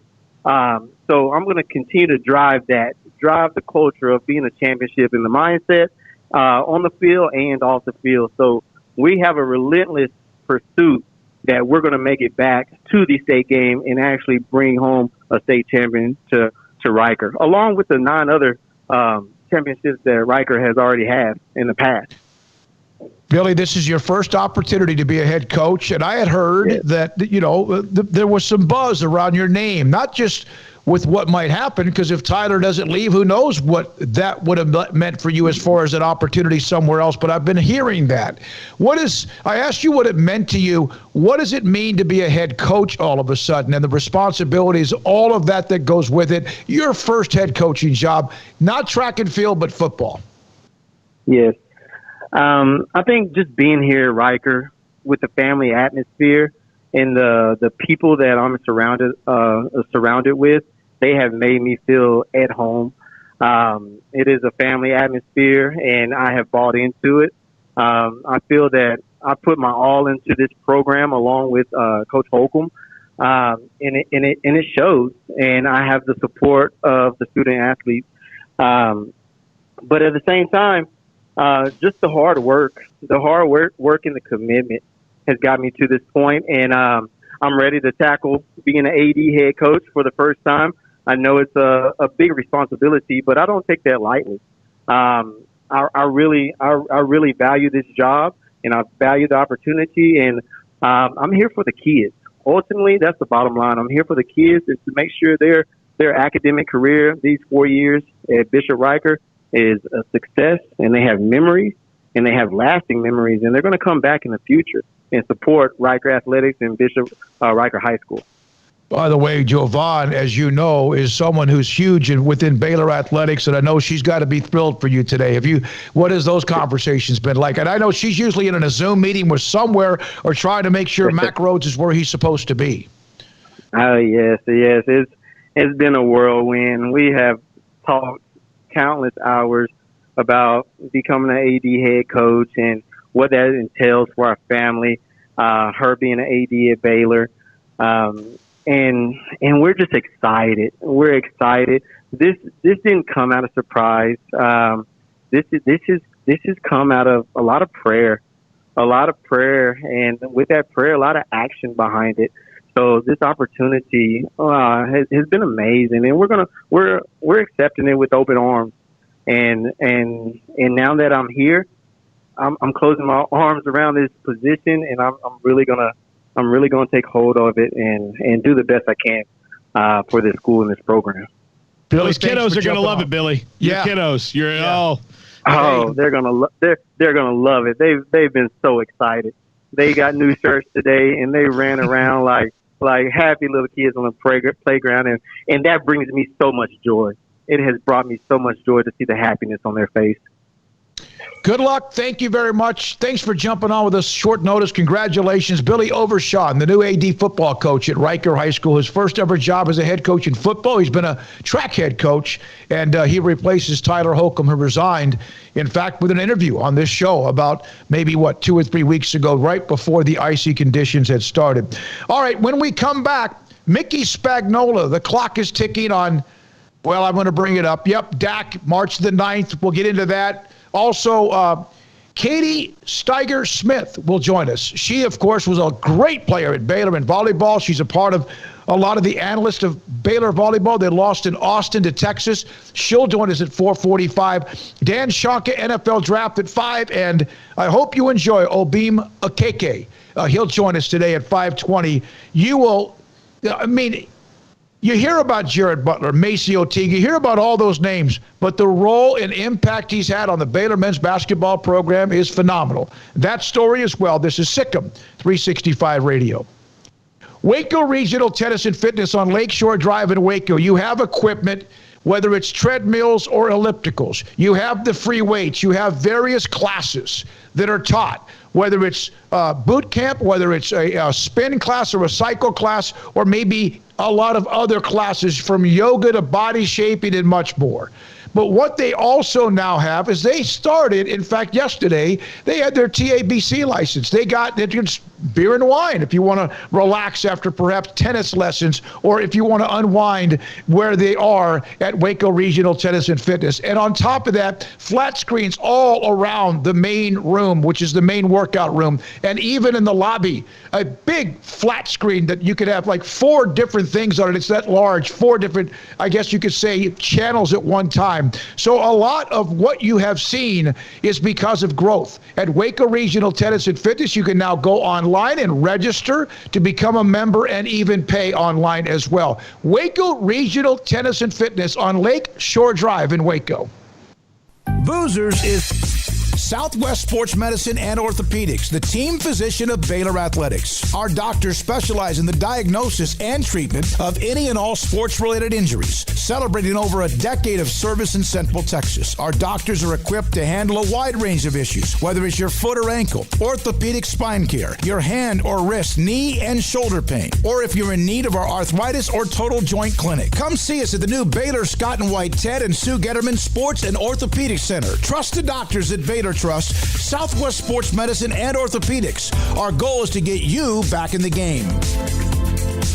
With so many companies and policies out there, it gets so confusing shopping for insurance, and I never know if I'm getting the policy that's right for me. Luckily, I met the team at the Niche Group Insurance Agency. With the Niche Group, you can go to one company and get access to coverage options from many insurance carriers, and you get to speak to a real person about your specific coverage needs. With the Niche Group, I know I'm getting the right coverage at the right price. If you need insurance, talk to the experts at the Niche Group at 1-800-258-8302. Born in Waco, Brotherwell Brewing exists to serve the Central Texas community with locally crafted beer of the highest quality. They want to bring Central Texas closer to the brewing experience so everyone can enjoy well-made beer as much as they do. For 2.5 years, they've been bringing high-quality beer to Central Texas at their location on Bridge Street in East Waco. Brotherwell Brewing believes in community and bringing people together to enjoy products made in their community. So for your game day, whether it's a tailgate or at home, stop by Brotherwell Brewing for high-quality craft beer made right here in Central Texas, 400 East Bridge Street, and check them out online at brotherwell.com. During the President's Day event, Allen Samuels has special pricing on a new 2021 Jeep Grand Cherokee Limited with values up to $3,250 or 0% for 72 months, plus $1,000 in combo cash. Or a 2021 Jeep Cherokee. The new Latitude Plus has up to $6,000 in total values or 0% interest for 72 months and $1,250 in combo cash. Allen Samuels award-winning customer service. The best place to find your next SUV. Located at 201 West Loop 340. Allen Samuels is your friend in the car business. See dealer for details. All offers have credit requirements. Waco's newest gym, Halo Athletic Center, 5725 Bagby Avenue, right behind Region 12 and across the highway from the Central Texas Marketplace, where motivation, inspiration, and hard work are the driving force. State-of-the-art equipment, indoor and outdoor track, locker rooms, showers, yoga and bar classes by Duality Yoga, bod pod potty composition analysis, and registered dietitians, all under one roof, where we rise above. Come join the Halo Athletic Center and be a part of the change. Your change. Don Humidor, your home with a 48-foot walk-in humidor with the elite cigar brands from around the world, including the #1 cigar of the year, Aging Room Cuatro Nicaragua. Plus, they have the great brands like Macanudo and Artur Fuente, Rocky Patel, Aston, and so much more. CBD, great for sore muscles, aches and pains, sleep, Vita Dreams, and anxiety, mild depression, general health and wellness. Their staff very knowledgeable on the subject. If anyone is curious about CBD, ask Carol and Ashley. Don Humidor in the Townwood Shopping Center off Valley Mills in Waco.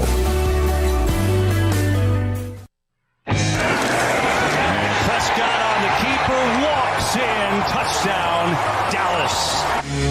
Welcome back to SicEm365 Radio. It's time for our weekly segment with Mickey Spagnola of DallasCowboys.com. Brought to you by the First National Bank of Central Texas, with 5 locations to serve you. By the way, USA Today, who had been all over that story involving LSU and the issues within the football program, involving even a sexual assault scandal, among more. Les Miles today. There was a report in USA Today about Les Miles. We'll have that for you momentarily. He, of course, now the head coach at the University of Kansas. Mickey Spagnola joins us, DallasCowboys.com. Mickey, what is today, Paul? The 4th? Yeah. So, 5 days until whatever Dallas will do. Is there any way you think between now and then that they would not franchise tag him? No, I don't think there's any possibility of that. You'd have to get the deal done, right, Mickey? Well, you would love to get the deal done, but to me, the deadlines for a long-term deal would be March 17th, because that's when the salary cap begins. So you would love to be able to, probably save a good 17, 18 million against the cap if you didn't have to franchise them. And then the next deadline to me would be April 29th, the day of the draft. Because if you don't have a long-term deal by then, you have to start thinking, I've been beating my head against the wall to get this done, and it may not get done. And I may just have him for one more year. Do I need to start looking for a quarterback of the future? And then obviously July 15th, which is the deadline to have a long-term deal done for good, or you play on the franchise tag for the entire season. But I think by March 9th, if they don't have a long-term deal done, they will franchise him. And guys, I just don't see, I mean, looking from afar, any contention on Dak's part. You know, he continues to come here to do his rehab. Looks like he's progressing. So I think if there was any contention here going on, you know, he would just stay away from here, and that's just not the case. Yeah, Mickey, it's also they're not in a position like they were a couple years ago where they had a couple guys that maybe they could have franchised at the same time. I can't imagine there'd be anybody else other than Dak that they'd have to use the tag on to keep him from walking. You know, that's funny you asked, Paul, because I was looking at the list of free agents, and I was thinking, well, if they got this done, they could use the franchise tag on. And I'm looking on here, and I don't see anybody that they would need to save the rights to somebody. Because if you look at it in order of what the guys' salaries were last year, you know, Dak's obviously number one. Tyrone Crawford next. You don't know if he's going to play. He may retire, but I don't think you'd franchise him. Sean Lee's next. From a salary cap standpoint, I don't think you would franchise him. Andy Dalton, you know, you'd want him back as the backup quarterback, but you're not going to pay him quarterback franchise money, right? Mm-hmm. And then after that, it's Cam Irving, Joe Looney, Aldon Smith, Blake Bell, Joe Thomas.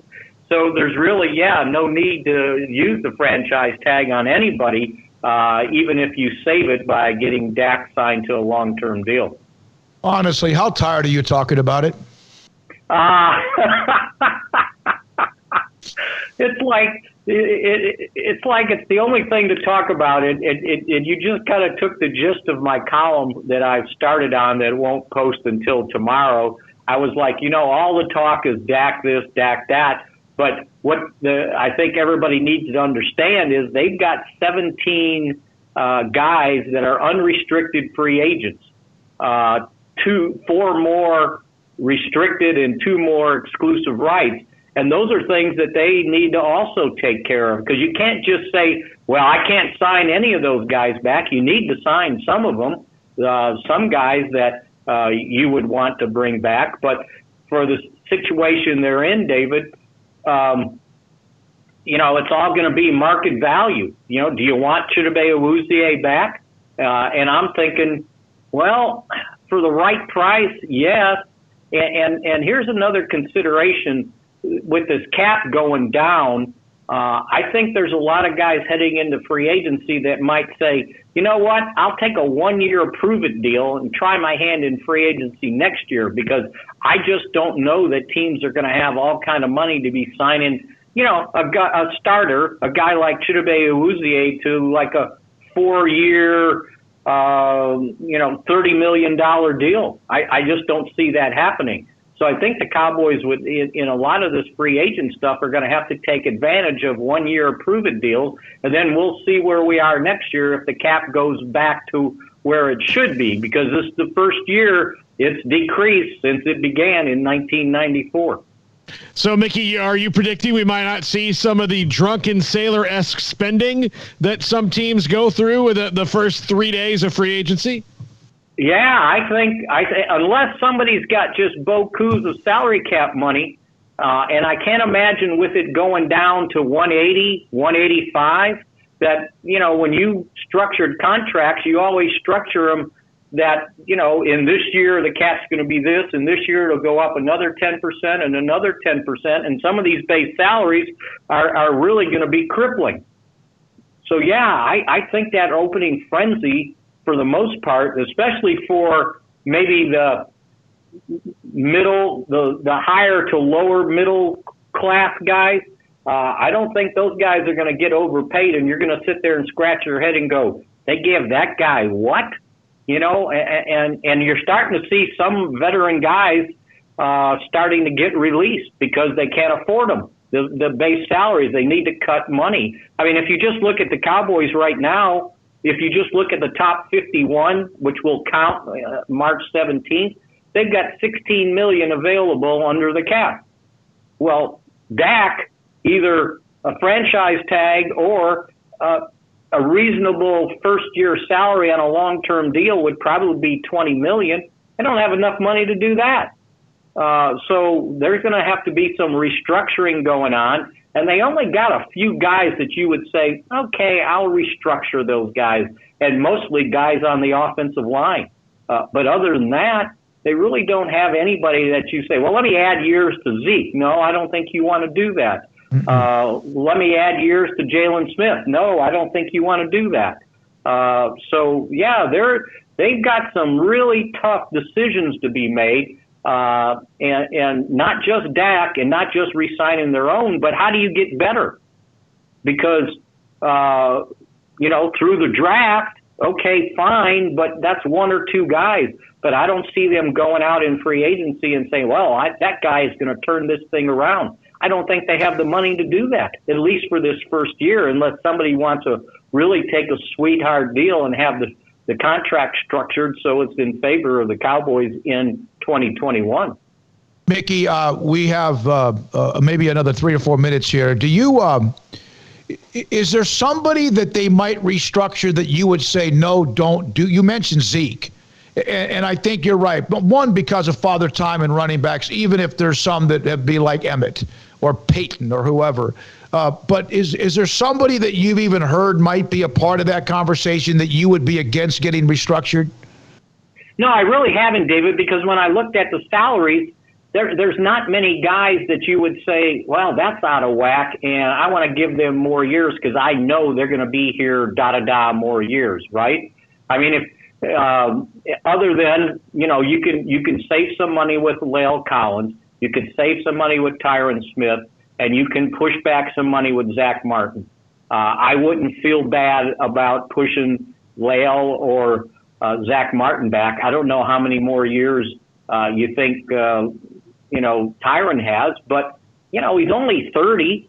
That's prime year for an offensive lineman. Now, he's been in the league 10 years, and I know he's had injuries, but my thought on him, you guys, is this. Everybody keeps pointing out the last 4 years he's played, he's missed three games every year. I'll take Tyron Smith in 13 games than anybody you're going to suggest I replace him with. No, so, I agree. Yeah, I don't see anybody else that, fits in that situation. Everybody wants to cut Jalen Smith, but I think he annoys people more than anything else. Is he perfect? No. Is he an outside, weak side linebacker? No, he was playing out of position, but you cut him and you're going to end up saving like $400,000 and you don't have a player and you're going to have to replace him. So it doesn't benefit you any way whatsoever because of the dead money. So, and I don't think you're in a situation to extend him, but here's another one. When you talk about extending, come May 3rd, they're going to have to make a decision on Leighton Vander Esch if they're going to give him if they're going to pick up his 5th-year option, which next year would be $9 million. And he's the injuries the last 2 years. Now, I think, from a ability standpoint, I want him back, but can he stay healthy? And that's a tough decision to have to make. Mickey, thank you. Appreciate you, buddy. Appreciate your time. As always, Mickey Spagnola, Thursdays with us. Cowboys, a lot of it I know is about Dak, and for God's sakes, it would be nice sometimes to think about other things or talk about other things, but it's hard to when he's your quarterback, and there's so much back and forth. That's Mickey Spagnola. Coming up next, Katie Steiger Smith. She works for Baylor Athletics. She was a, what's the right word? Remember we had Daniel Crockram-Fontenot on last week, who was a part of the early years of Kim Mulkey and how that set this tone to turn that program around. Katie Steiger Smith might have been that for volleyball at Baylor. And in fact, we'll talk with her next. Baylor lost last night to Texas 3-1, and she's next on SicEm365 Radio. That was good timing, Paul. The phone ringing in the background. Don Humidor. Cigars, CBD products, coffee beans. Fresh coffee beans. For aroma, taste, flavor. Don Humidor with their 48-foot walk-in humidor with some of the great brands of cigars from Macanudo to H. Upman to Rocky Patel, even Arturo Fuente and Cohiba and Padron. Inside their 48-foot walk-in humidor, Churchill length, the longest of cigars. They have those available to some that are really kind of maybe even some brands or that you've never heard of that are up and coming, because Carol and Ashley, what they put inside that 48-foot walk-in humidor means that they've studied it. They've also done their research as far as even in some cases smoked a cigar that might be up and coming to get their their feedback. There's a magazine called Cigar Aficionado with a lot of times it's a superstar, a Hollywood, someone who is on the front cover. They can write the reviews for the cigars that are either in existence or the ones that are up and coming that are starting to get a lot of attention. Whatever the brand it might be, they're that good at that. So the coffee beans and the cigars. And then CBD products as well, including Vita Dreams that allows you or helps you or should help you be able to rest faster and fall asleep easier, so you get a full night's sleep or a better night's sleep, and you don't toss and turn worrying about things and toss and turn just because you're fidgety. Don Humidor in the Townwood Shopping Center off Valley Mills in Waco. Tell them Smokey sent you. Boozers is the wedding ring store and more. If you're ready to get engaged or already married and want to upgrade your wife's ring for a special anniversary, Boozers is the place to go. With the largest selection of premier quality diamond engagement rings and wedding rings in Central Texas. They have 7 cases with over 300 styles of rings from top designers like Natalie Kay. Choose from yellow, white, or rose gold, plus beautiful top quality loose diamonds. With an in-house jewelry, they can also custom make anything you want. Bring in a picture or drawing and let Boozers create your one-of-a-kind pendant or ring. They can even use some of your old gold and diamond jewelry to create something new. At Boozers, you'll find a great selection of quality timepieces, and Boozers is the place for expert watch maintenance and repairs too. They specialize in expert Rolex watch repair for fine jewelry, watches, custom work, and more. Go to Boozers on Valley Mills and Lake Air Drive in Waco. Boozers, the wedding ring store and more.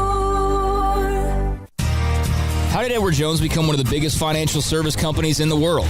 By not acting that way. Financial strategies, one-on-one advice, it's a big difference. And that's why Brad Wilson, your Edward Jones financial advisor, makes sense of investing. Experience the difference for yourself. Brad Wilson, 250 Sharon Drive in Woodway, 254-776-4337. Edward Jones, member SIPC. From the first workout to the last practice, sports is an incredible challenge. Hi, this is Dan Engel with the First National Bank of Central Texas, and we're proud to support each athlete, every parent, and our educators. From families, small businesses, to the biggest industry, we're here to help. With remarkable products like instant issue debit cards free at all of our banking centers, we've got banking ideas that fuel big dreams. The First National Bank of Central Texas. Familiar faces making local decisions. Member FDIC, Equal Housing Lender. In the market for a quality metal building? Since 1943, Pioneer Steel and Pipe has helped Central Texas residential and commercial customers with metal building design, panel options, building components, and trim options. Pioneer Steel and Pipe's residential line is energy efficient, offers low maintenance, reduces insurance payments, is impact resistant, and carries up to a 45-year limited warranty. In addition, they can also help you find a metal building contractor for your project. Pioneer Steel and Pipe with locations in Waco and Bryan and at pioneersboys.com. At Baylor University, students can shine in their own way. Or should we say their own ways, because there's no limit to the ways Baylor students make the world a brighter place. Whether they're leading a student organization or following a higher calling, getting advice from faculty, or taking part in world-class research, pursuing their dreams, or working toward their dream job, students find their place to shine at Baylor, where lights shine bright. Texas Farm Bureau Insurance has protected fellow Texans with auto, home, health, and life insurance since 1952. With more than 260,000 square miles of land and 27 million people, that's a lot to cover. Whether you're wrangling cattle or wrangling kids, we're proud to protect Texans in all Texan ways of life. Stop by and see our agents at one of our 3 McLennan County locations. Coverage and discounts are subject to qualifications and policy terms and may vary by situation. Welcome back to SicEm365 Radio. Have you downloaded the SicEm365 Radio app? Do it today on the App Store and Google Play.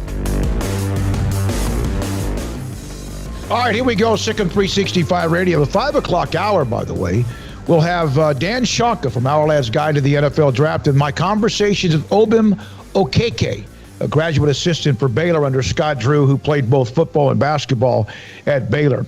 Katie Steiger Smith joins us now, a part of Baylor Athletics and a major name when you look at the history of Baylor volleyball. They lost last night to Texas in Austin 3-1, and she joins us on SicEm365 Radio. And we're going to try to have Katie on once a week for the next few weeks leading up to the NCAA tournament. Katie, thanks for your time. Let me start with, obviously, Texas is really good. Baylor had that win last year at home. What did that win mean, even though Texas is obviously very, very hard and tough to beat for Baylor or anyone else? Yeah, absolutely. Appreciate you guys having me. Love talking volleyball more than just about anything, so this is fun for me. But great question. I think back to that win last year for Baylor over Texas, and just a long time coming, right? I think the program that's kind of been the name to beat in the Big 12 for several years now. So just to see the number of fans that pack the Farrell Center, kind of funny to talk about now when stadiums can't be so packed, but definitely a big deal to kind of, for Baylor's program, just kind of a milestone that they were able to beat Texas. And yeah, obviously they weren't able to do it last night, but I'm excited that they get another chance to play them later on this month at the Farrell Center. Well, Katie, if not for Texas and then the opening loss against Kansas, months ago now, this team is very different. What's the gap between them and Texas that they need to close before they get into the postseason? Yeah, I mean, I think last night the biggest thing I was able to see was Texas's block. They that's kind of the name of their game. They have a lot of size in the front row, but to me, it's nothing Baylor can't handle. I think that now that they've kind of seen them this spring. We got to see them just neck and neck with that when they played them back-to-back nights earlier this fall. Took both sets to 5. So these are by and far the two best teams in the Big 12, and so I think mixing up their shots so that they can get around that Baylor block. But Baylor has an incredible offense. So I think being at the Farrell Center, being kind of back on their home court, and then just playing the way they know how to play, I think they can take care of business come at the end of the March. You're a former student athlete, and you're a part of athletics. In fact, as the associate director of business operations at Baylor. But you, when you had a medical redshirt year, is that correct? Because of what happened your freshman year with an ACL, is that right? I did, yes. So tore my ACL the second match of my freshman year, yes. So you had an extra year that was a medical redshirt, and some athletes even get more than that. But what are your thoughts now about the extra year, the constant, wide open transfer portal? As a former student athlete, do you like that or not?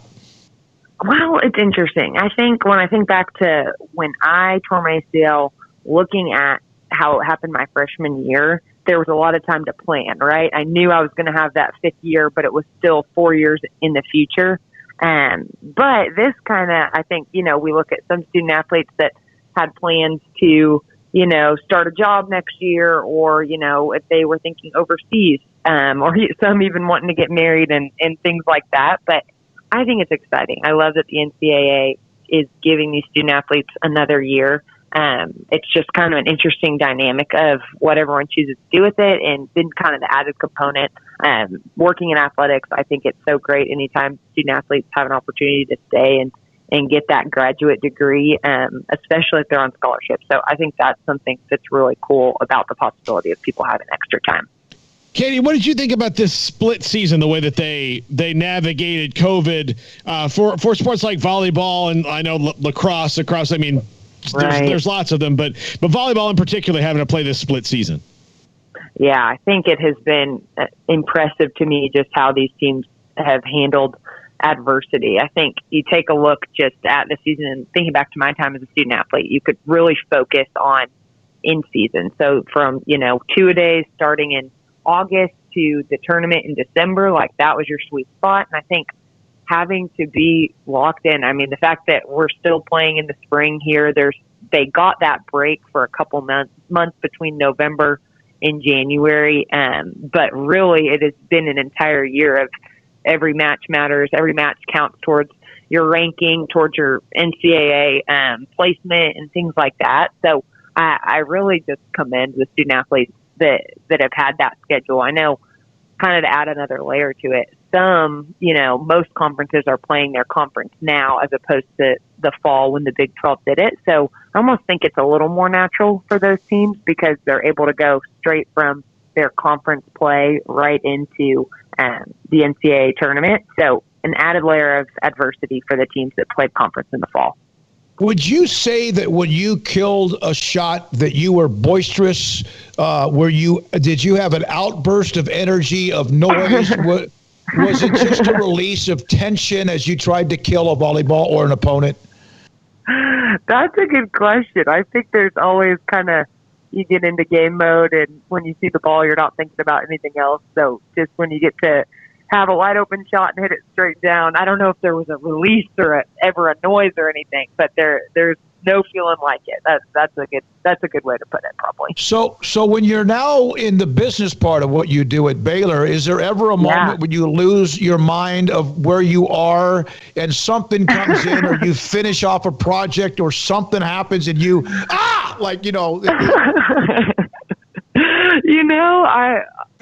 the only time I really scream is if someone scares me in my office, which I've learned for whatever reason, it happens regularly. People just come say, "Hey, KD," and I scream. But I'm working on that and unrelated. But I think there's a little bit of that when you finish a project or an assignment. Not a yell, nothing like that. But I love my job, and I do love that we're still so connected to student athletes and the excitement, right, of you watch men's and women's basketball just this past week win Big 12 championships, and just being a former student athlete and now knowing those coaches and having relationships with those coaches, it's fun. I think those are probably the moments where if I'm going to scream, that's probably when I'm going to do it. Paul, she has a meeting at 5, so you'll get one more in here, and then we have to let her go for a meeting at 5. Just real quick, Katie, do you think it hurts anybody that, Baylor's got, they've got a couple of conference games, but, Texas State, North Texas, Houston, Rice, that they don't have some of those conference games leading up into the NCAA tournament that's just over a month away now? Yeah, I think in terms of it feeling like a normal year, I feel like in conversations with Brian McGuire, it's just you want to be playing your best volleyball when that NCAA tournament comes, and I'm confident that I'm so impressed by the schedule they've put together, and I feel like they will be playing their best volleyball at that point in time. But it's more of maybe a kudos to the coaching staff and their ability to put together, these, I think it's an 11-match spring series, because they were scheduling with a lot of teams that were playing that kind of had their schedule set out for them to just go straight from conference like normal to NCAA. So I don't want to say it's a disadvantage, because I feel like this whole year, it looks like it's a disadvantage to everyone in some way, right? Because it doesn't look like what they're used to. But I think it really does say a lot about Brian McGuire and how he wanted to make sure they were playing Texas a couple times. He wanted to bring OU in, even though we already played them in the fall, to try to make sure he was emulating something similar to a conference season in Pepperdine. That's a good example, like playing teams that were going to be in the tournament that were high-level teams so that he could emulate a normal conference season to make it as similar as possible. That's a good question. And I know you got to go, and we'll leave this for next week, is that next time they play Pepperdine, you have to make sure it's in Pepperdine. You have to make sure it's at Pepperdine. That would be a great road trip for anyone involved. Katie, thanks for your time. I was going to say, as long as they let me go with them, I'm in. Yeah, that's exactly. Thanks for your time. Good luck with your meeting, and we'll talk to you again at this time next week, okay? Thanks so much. Talk soon. Appreciate you having me. Katie Steiger Smith, former Baylor star volleyball player, and now is a part of the business operations, associate director of business operations at Baylor. When we come back, Dan Shanka, he'll join us from Our Lad's Guide to the NFL Draft, and then Obim Okeke and his story and his impact. Man, that was fun to talk to him earlier today. Hope you enjoyed it. 5:25 or so. Paul Catalina, David Smoak, Armstrong Sims runs the mothership. Craig back with us tomorrow. And this is SicEm365 Radio. Pioneer Steel and Pipe and Steel. Welcome to the Pioneer Way. Well, they have metal buildings, what you need for metal buildings, from building design to panel options to building components, trim, and also color options. The metal building gallery that you can look at to get ideas of what you want to build. The panel and color options as well for a metal roofing, which of course has gotten to be a pretty nice thing and a hot deal the last few years. Metal roofing gallery. You can look at options of what you may want to put on your home or business. And then pipe and steel, the structural standard, purlin, tubing, beams, weld plates, heavy duty H-braces and fence posts, culverts and gates, whatever you're trying to put together, sheet and expanded metal, they have it. And I'll tell you what, Pioneer Steel and Pipe in business since 1943. Now, not quite as long as Baylor. Well, no, longer than Baylor had to wait for a men's basketball championship as a conference title. Pioneer Steel and Pipe even longer than that. They were born in 1943 with locations in Waco and Bryan. If you can't get by there during the week, you obviously know they're open on Saturdays from 8 until noon at Pioneer Steel and Pipe, pioneerboys.com. Y'all listen up. Let me tell you something about group meals from Rudy's Barbecue. It's got all you need for all the folks you gotta feed, smoked meat, sides, and more. There's everything down to the tablecloth, just like the one that you see at the store. At a bridal shower, it's better than flowers. In a long business meeting, it'll pass the hours. It'll feed all the cousins at a family function. It's better than potluck at a church luncheon. Next time you need to feed 10 or more, call and order a Rudy's group meal. Next in line. Did you know that 1 out of every 4 men have symptomatic low levels of testosterone and don't even know it? And if you think you're too young to worry about it, guess again. Low T levels can make you feel tired and grumpy, cause weight gain, and wreak havoc on your sexual desire and performance. Petty Clinic Low T can set up same-day blood screening and results, so if you're tired of being tired, I challenge you to man up and Google search Low T Waco or go online, pettycliniclowt.com. It's a private clinic with an atmosphere catering to men. Affordable, only $150 a month, includes lab work, office consultation, testosterone injections, follow-up visits compared to $395 a month in Dallas or Austin, and you don't have to fight the traffic. Petty Clinic Low T as board-certified physician consultations will provide the best form of brand-strength testosterone available. Contact Petty Clinic Low T today, just off Highway 84 and Old Hewitt Drive in Woodway. Petty Clinic Low T, helping men become the high-performance men they deserve to be. PettyClinicLowT.com or Google search Low T Waco.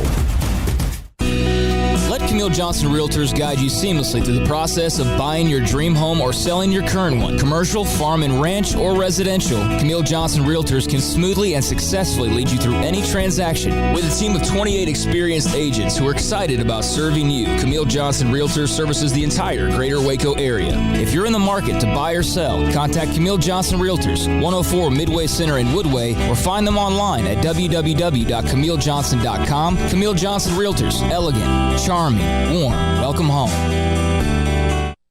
At Ideal MRI, we feel blessed to be part of the Waco community. We're a small family business here in Central Texas. At times like this, the cost of healthcare has never been more important. And unfortunately, significant illnesses and injuries still occur. And that's why Ideal MRI is open and here to serve you through this difficult time. So if you need an MRI, ask your doctor about Ideal MRI. You can schedule online in minutes at idealmri.com or call 833-IDEAL-MRI.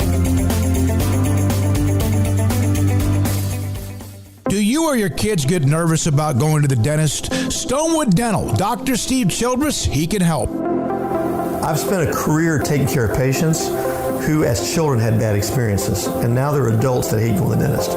If I get a kid at 3 years old and they come every 6 months and it's a happy experience, it's normal for them. Now they have an accident at 6 or 7 or 8 at school. Now they have a broken tooth or a trauma, and they have to come here.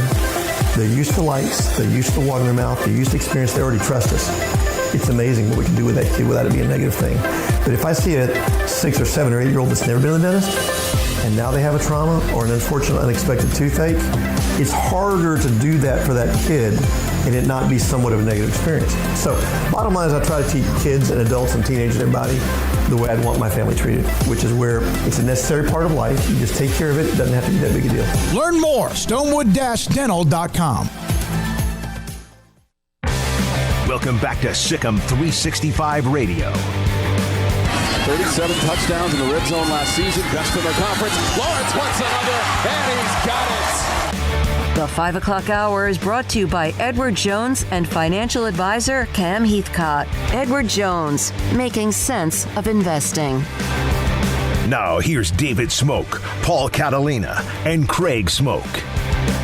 Craig back with us tomorrow. Paul Catalina, you see him on the screen. If you're watching on SicEm365.com, YouTube, Periscope, Facebook, or wherever it might be, the app. David Smoak with you as well. I've known Dan Shonka for a long time, well over 20 years or so, since he was involved in Our Lad's Guide to the NFL Draft, and he joins us on SicEm365 Radio. Dan, is the pecking order at quarterback something that you have to wait until you see the rest of whatever there is between now and the draft before you have that set yourself? No, I'll tell you what, Dave, we've been drilling down on it actually for quite a while, and especially, everybody kind of knew that, Trevor Lawrence was the guy that's probably going to be the number one choice, but you still study the heck out of the film and, look at his career over 3 years. And, he very few guys have played in as many big games as he did. So you always saw him against great competition. And, you saw the good, the bad, and the ugly. And he didn't have many ugly spots. And I think he's very worthy of that first pick in the draft. Where do you see the other one shaking out? Zach Wilson seems to kind of have a bullet with him, and Justin Fields is slipping a little bit, is where a couple of months ago you would have thought that Justin Fields was the lock for the second one. I think this, there's like we're talking about with COVID right now, the herd mentality or whatever. Well, I'll tell you, we've never been a part of that herd, and we stood alone on Dak Prescott, years ago, and we had Zach in the second round. We had Baker Mayfield, the top pick in the draft. I can go on, but a guy that we like, number 2, is actually Mac Jones from Alabama. I think that with his accuracy, ball placement, his synapse from his brain to his hand, he's just been spectacular. He's a better athlete than people give him credit for. So we got Mac as our second-rated quarterback, and then actually we've got our 5th quarterback is Zach Wilson from BYU, because of your number one ability is availability, and in the NFL, if you haven't been banged up going in, you're going to get beat up. And he's already had 2 labrum surgeries. In high school, he had one on his on his right shoulder, which you're passing. He's a right-handed passer, so he's right-handed, his right shoulder. And then he had one at BYU now, this last spring. And, I think that, that's bothersome. He's not a big shoulder. If you've seen him, he's a very narrow shoulder guy. He's not a real big guy. Hey, teams are the ones, they're rolling the dice. They're going to give him millions of dollars, and, he may have a very limited playing career. Yeah, I hadn't heard that. In fact, his offensive coordinator, Jeff Grimes, is now the new offensive coordinator at Baylor. So that's interesting that you brought that up, because and the fact that the way you look at that, a lot of times people would. I know that other analysts or whoever, the personnel people, would know all of that. They know if you maybe stubbed your toe when you were in 5th grade and how you did it or whatever. But the fact that you said that no matter what, you're probably going to get injured, I never thought of it that way. I've really never, the guy's been healthy all his life. Well, he's not always healthy. Yeah, the thing is, and obviously what you're looking for a lot of times when you're going through, because, that's one thing the combine won't have in Indianapolis this year, but the physicals are very extensive. They'll be very extensive on the site. The Baylor guys, for instance, they'll have their pro day, and the Baylor medicine and the Houston Medical Center and all that's one of the best in the world. So you're going to get a good clean look at guys with their X-rays and all that stuff. But there's a lot of times that and I was with the combine for 7 or 8 years before I started scouting with the different teams I worked for. And they're very extensive with their physicals, because a lot of times they used to say, hey, if that guy isn't broken up coming in, he may be broken up going out, because those ortho guys turn and twist them and bend them every which way but loose. So, but you have to. I mean, hey, that's, that's part of the business. You want to see what the guy is, how healthy he is, and if he's flexible and whatnot. So, but anyway, I think that you obviously want guys that are very healthy as much as possible, because getting in the National Football League isn't going to get any easier. Although these days, sometimes you wonder with 2 practices a day, it's like the old days, Dave. Where those guys are out there beating on each other for 5 or 6 weeks at 2-a-days and full go morning and afternoon. Now it's kind of a you make a lot of money, you don't have to do a lot of work, I guess. Dan, who do you like for the Cowboys to focus in on 10? Who's going to be maybe rated for them the right way around there? Well, we're working on it. We haven't. In fact, this weekend I think it'll be a first mock draft and post our top 50 and things up there. But I think that certainly a cornerback has got to be looked at. I think that's last year getting Diggs, that was a great thing. And now if you can pair him up with a guy like Caleb Farley, because I think I got to believe Patrick Surtain is going to be gone. He's our top-rated corner, but I think Farley might be there, at 10. And then I know people are talking about maybe a tackle too, a guy to come in to take over trying when he's done. And so I think that that's a possibility. And the only tackle I think that might be there, at 10 could possibly Christian Darrisaw from Virginia Tech, who's a big, wide-bodied, physical guy that he would fit in the Cowboy schemes and things. So, but you gotta we gotta get people up there to protect Dak. So I think that's another way to go, whether it's a defensive corner, or an offensive lineman.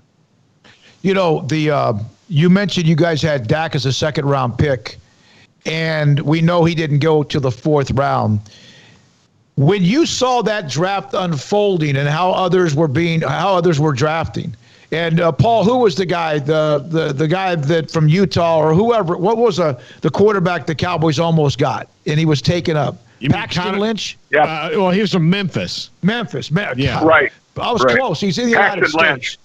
And how that was going on, and that might have happened. When you saw him go 4th round to the Cowboys, you knew then it was? I mean, we don't know how it's going to turn out, but it was going to be a steal.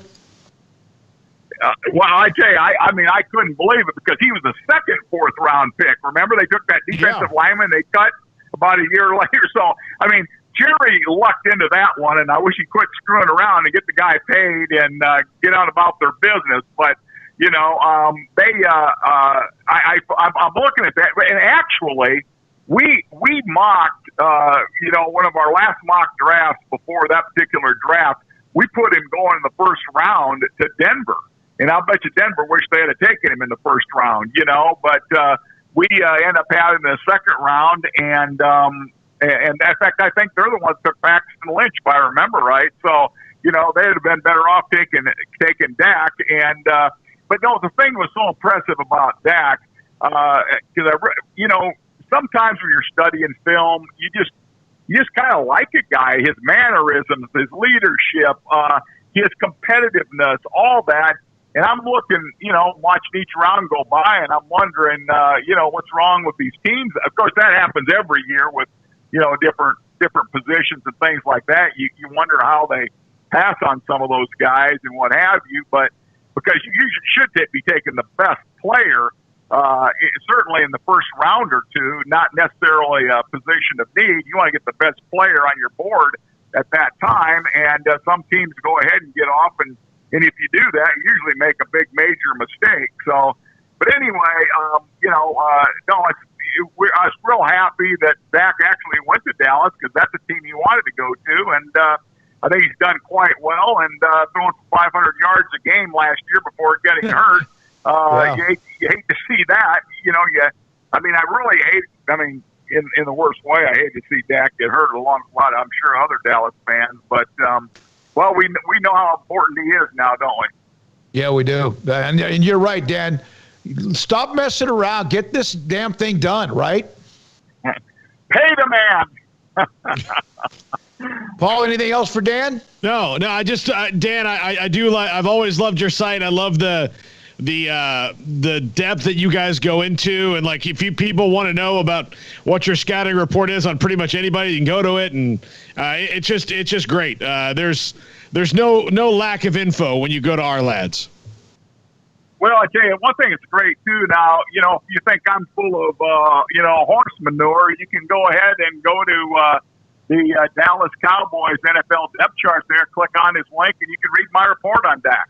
It's right there. So that's the same with any on our NFL depth charts. A guy you want to look. Hey, how do we write about that guy a few years ago or what have you? Now, I was with teams on guys like Tom Brady. He happened to be in my area, so the report that's on there was with the Our Lads guys before I took over. And my actual report on Tom Brady is quite extensive, and I missed him too, though. I gave him a 4th round grade. So. But I got those in my notebooks along with my Peyton Manning grades and all that other stuff, but not on the site. But the Our Lads reports, are in there. So any of the last 15 years or so, you can click on and look at a guy and the report. Go look at Baker Mayfield, for instance. Baker Mayfield, extensive report on him. You can go on and on. But anyway, Baker was our guy a couple of years ago that we predicted. Would do well, and I think this year that's why we like Mac Jones, because his accuracy and ball placement, he's a better athlete than people think, and I really believe that he's going to be a really good NFL quarterback, and so that's why we got him at number 2.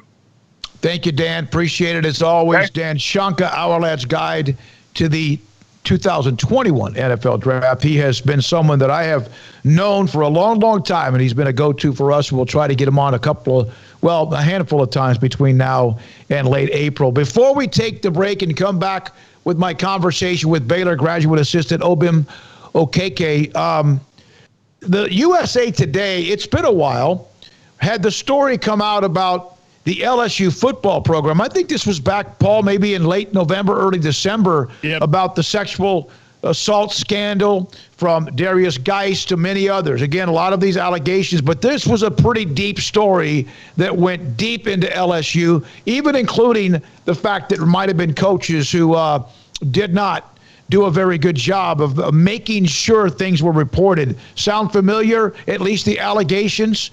Yeah. Well, it's been a while. And even Craig has mentioned that after that story came out, it was like it just disappeared. ESPN, I don't even know if they ever really even said much about it. Like, again, Craig even brought up, my God, where was Outside the Lines? And I don't want any program to have to deal with that. Mm-hmm. But today, 3 different writers, including your favorite, Jessica Luther, former LSU football coach Les Miles was banned from contacting female student athletes or female students after a 2013 probe. Yeah, and there's also some stuff in there about how he had specifics on how the female members of the recruiting staff should look, blonde and fit and all that. And, like those are all bad. Look, those are bad looks in 2013. They're even worse now.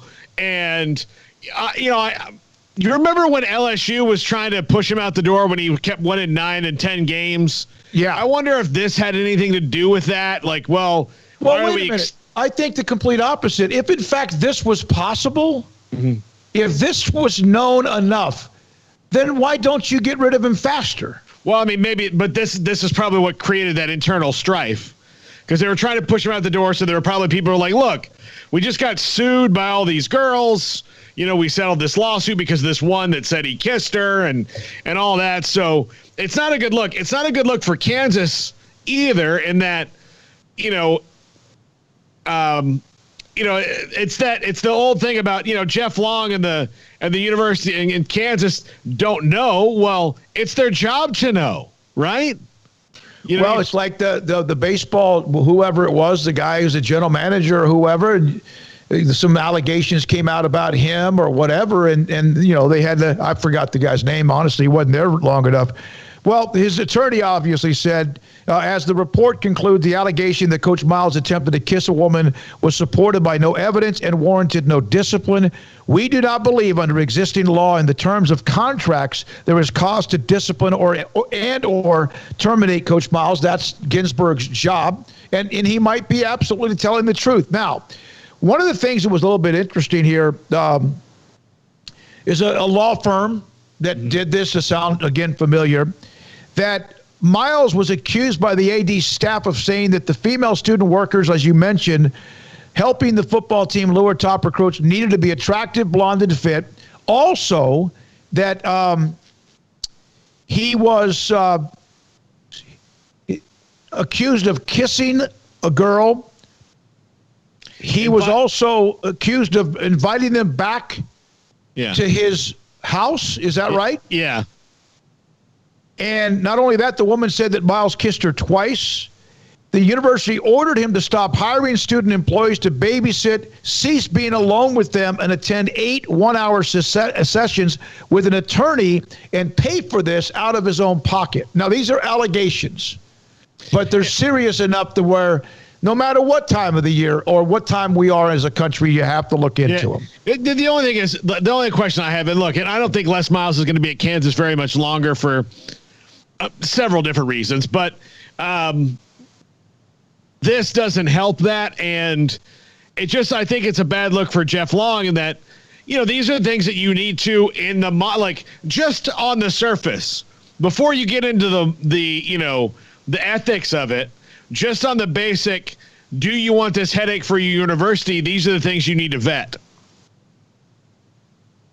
These are things you got to do. Yeah. I mean, it would be hard for that not to have been at least some sort of smoke if you went down to Baton Rouge or you did your due diligence. But look, Kansas didn't do that because Jeff Long and Les Miles are friends, and Jeff Long hired his friend and trusted Les Miles, which is understandable on a human level. But again, it's, he got hired in 2018 or so. 2018, we know these things now. Yeah. You have to, the way that the PR wheel spins, it's not worth the headache, right? Yeah, it'll be interesting to watch what happens with Les Miles. That's a story because it's LSU. He won a national title there, but also because of the fact that he's at Kansas within the Big 12 as well. All right, Ben Roethlisberger back with the Steelers, signs a contract with them. There was one other story that I saw. That was the LSU story. The Broncos hope that they get Von Miller back. That's a contract deal in 2021. Now, when we come back, Obim Okeke. I remember a couple of times he was a part of media sessions. I remember sometimes players talking about his role. I remember, Paul, when he was a walk-on football player. Mm-hmm. And then became a part of the team that had all those injuries or whatever, and they had 7 or 8 players on scholarship. Scott Drew reached out to Matt Rule, saying, we need athletes. We need somebody to come help us. And Obim, who was a part of a couple of state championship play teams at Gorman High School in Las Vegas, hey, I'll do that. Mm-hmm. This kid is special. And I had a chance, reached out to David Kay. We've heard from today David Lacey, who was a part of the search committee that hired Scott Drew in 2003, as we kind of reminisce a little bit this week with what they did in Morgantown. But sometimes there are stories behind the names that are the ones that get the points and rebounds and whatever else. Obim Okeke, next on SicEm365 Radio.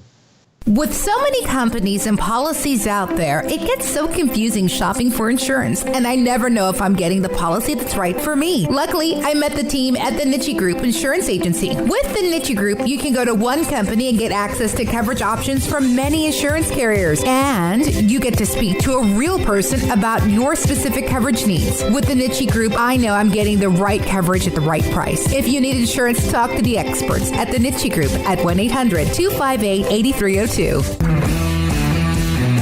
At Marco's Pizza, get craveable pizza made the Italian way with dough made from scratch, an original sauce recipe, 3 fresh signature cheeses, and premium toppings you love, served hot and safe. Right now, you can get unlimited medium one-topping pizzas for just $6.99 each. Why stop at just one? Order with your app or at marcos.com for curbside, carryout, or delivery today. Marco's, pizza lovers get it.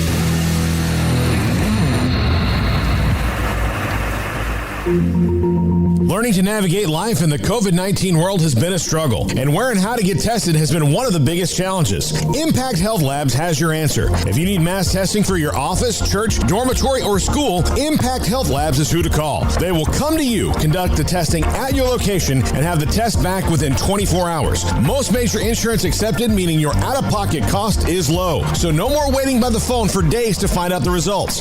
Impact Health Labs was founded by 3 Army licensed and credentialed medical professionals. They believe in accuracy, efficiency, and doing the job right. Call 254-744-6233 to set up your group screening today. Impact Health Labs, on-site, prompt, and accurate, taking COVID-19 head-on. Again, that number is 254-744-6233 or online at impacthealthlabs.com. Are you ready to say big on a new 2020 Chrysler 300 Touring? A car with superior craftsmanship and quality. During the President's Day event at Allen Samuels, say big and drive a new 2020 Chrysler 300 Touring with special values of $7,250 or 0% for 72 months and $2,000 in combo cash right now. Visit the customer award-winning Allen Samuels located at 201 West Loop 340 in Waco to see the incredible 2020 Chrysler 300 Touring. It's the best President's Day event going on now at Allen Samuels, your friend in the car business. See dealer for details. All offers have credit requirements. With more than 160,000 alumni worldwide and counting, the Baylor family is growing. And through the university's expanded Baylor alumni program, the family is growing closer. With hundreds of local volunteers planning events in cities and towns around the country, you can gather with fellow Bears no matter where you are. So, get connected, get something started, get involved, and make plans to get together with Baylor alumni. Visit us at baylor.edu/alumni. It takes time to reach goals. It's a truth that applies to more than sports. It goes for your financial goals as well. You work hard for your money, and you deserve an investment strategy that lines up with your game plan. And Tom Albers, your Edward Jones financial advisor, can help. If your financial investments aren't putting forth the effort you desire, stop by today for a financial review. Tom Albers, 4301 Lakeshore Drive, 254-776-7605. Edward Jones, member SIPC. Welcome back to SicEm365 Radio. Are you a SicEm365 super fan? Then try out our premium subscriptions at SicEm365.com. Obim Okeke. He's a former Baylor basketball player, graduate assistant under Scott Drew and company as this team, Baylor, plays Oklahoma State tonight with 2 games left in the regular season, Big 12 champions. Obim, I've heard so many great stories about you, but let's just start with this week. How proud were you of guys you played with, and now that you're on the staff with what happened Tuesday in Morgantown? It's just amazing, you know, like I'm like really proud of everybody. Like a lot of people didn't, like I've seen like 2 years ago, like what we went through, NIT, all that, like losing to Texas Southern, and Coach Drew's been here 18 years, like the whole progression, like it felt like that was a culmination. Like we were so close last year, we were 15-3, and probably the best season Baylor's ever had in Big 12, and still didn't get it, you know. I think that drove the guys a lot this year, you know, like not leaving anything up for chance. And then like, the guys were disappointed after Kansas game for sure, but like we knew that was just one game. We can't lose 2 games in a row. Like teams don't care about if you lost your last game, if you're coming off COVID or not. They just want to beat us because we're the best team in the country. So like we just like came out with that same like a mentality, like all right, we've got to fight. That's it. And then we went up there and you saw the fight that we had to put in to win that game. So when did you sense that maybe the team got their energy back? They're still obviously not 100%. That comes in time. But when did you sense there was that burst, that energy that was returning to their legs and maybe their cardio as well? There's a practice right before the game. I think my boy Mark Patterson, the walk-on, I think he turned up practice. I think he ripped JB, and they're roommates, right? So like he started like talking a little smack, and like they just started like having a hard practice like right after that, like competing a lot. And I think that's when I realized, okay, like these guys, like the energy's back, you know, like it's not obviously fully there, but like you said, but like I think that's what like really like started off. Like JB was like, all right, let's go. Like Davion, Mark, like the stars really like took that and was like, all right, we can't be messing around, you know. So Mark Patterson and Jared Butler, they got into it a little bit, and that's what kind of got not like just like a friend, like they but they started talking trash because they're friends, they're roommates, but that kind of maybe wow. Well, isn't that what you were good at doing? That was my niche. So me and Davion, because I used to guard Davion all the time. Davion and Maceo, those are my two like really good friends. Mark, I always just talk to anybody mostly, but I would mostly guard Davion, and I would just like start talking, and I'm like the loudest in the room always. And so I would just like, if I did something good, like, or if my team did something good, I would just like start talking crazy, and like they didn't want to lose to like me because they knew if they lost to me, like I'm talking like the whole day, like the whole like after practice, like an hour or two, like letting the boys know like they just lost to the scout team or whatever. So they like even the coaching staff like took that personal. So like they would make sure like they didn't lose to me on like they would make sure like not to try to lose to me, and that's what made practice like so competitive, you know. That's awesome. Coach Tang told me that when you, Davion, Freddie, and I guess Maceo were on the scout team, that you, the four of you, rarely ever lost to who were the starters. Yeah, for sure.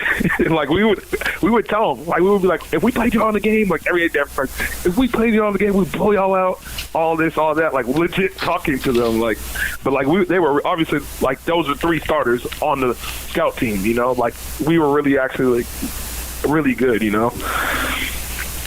So. Yeah, let's go back a year because a little. It's been almost a year since everything was shut down, and I know that the staff was like it was gloom and doom because the tournament was about to be shut down, which meant everything else. And I remember that the coaching staff was concerned because they were going to have to tell the players that this thing was over after the high expectations. Yeah. And then you I don't know if you interrupted, but then you spoke up. Do you remember what you said? I actually do. Like, not exactly what I said, but we're in a circle. And I'm a senior. Obviously, my season was over. Freddie, Devontae, and like they were talking about like trying to give us the senior. They're basically trying to like talk the seniors up about the season was over and like how frustrated had happened. Like a lot of crying at first, right? And I just said like I'm just happy of the season that we had. Like obviously like the way it ended wasn't the way, but like a lot of people doubted us. A lot of like if you go through each player, like none of those players are supposed to be there. Like in hindsight, like none of those players are 5-star guys who just like were supposed to come to Baylor, you know. So I just told them I was like the best is yet to come. Like this is just the start of something, you know. Like it's frustrating for me, Devontae and Freddie, but like at the end of the day, like I couldn't be happier to be with a group of guys like this. And I was like joking, like if y'all need me, I'm gonna be in Vegas gambling. Like I told him that, like everybody started laughing. Oh God, yeah. If the mood needed to be focused, then you could dial up focus. You could dial something up that would get that. If the mood needed to be, let's get some energy going, or if it was maybe someone getting a little full of themselves, were you just kind of the barometer? Yeah, I mean, like a lot of people say like I'm the most important, whatever. Like I don't believe that. I just wanted to do my job. Like I knew how to read guys. Like those are all my best friends. Like I just knew like if somebody was down, like I talked to them. Like that's all it was. I was just trying to like. Obviously, you guys can tell like it's a player-led team, and so like for me being a walk-on, like being a leader, like I just like a lot of guys looked up to me. I just felt like it was my job to like help people like when they got down on themselves, like.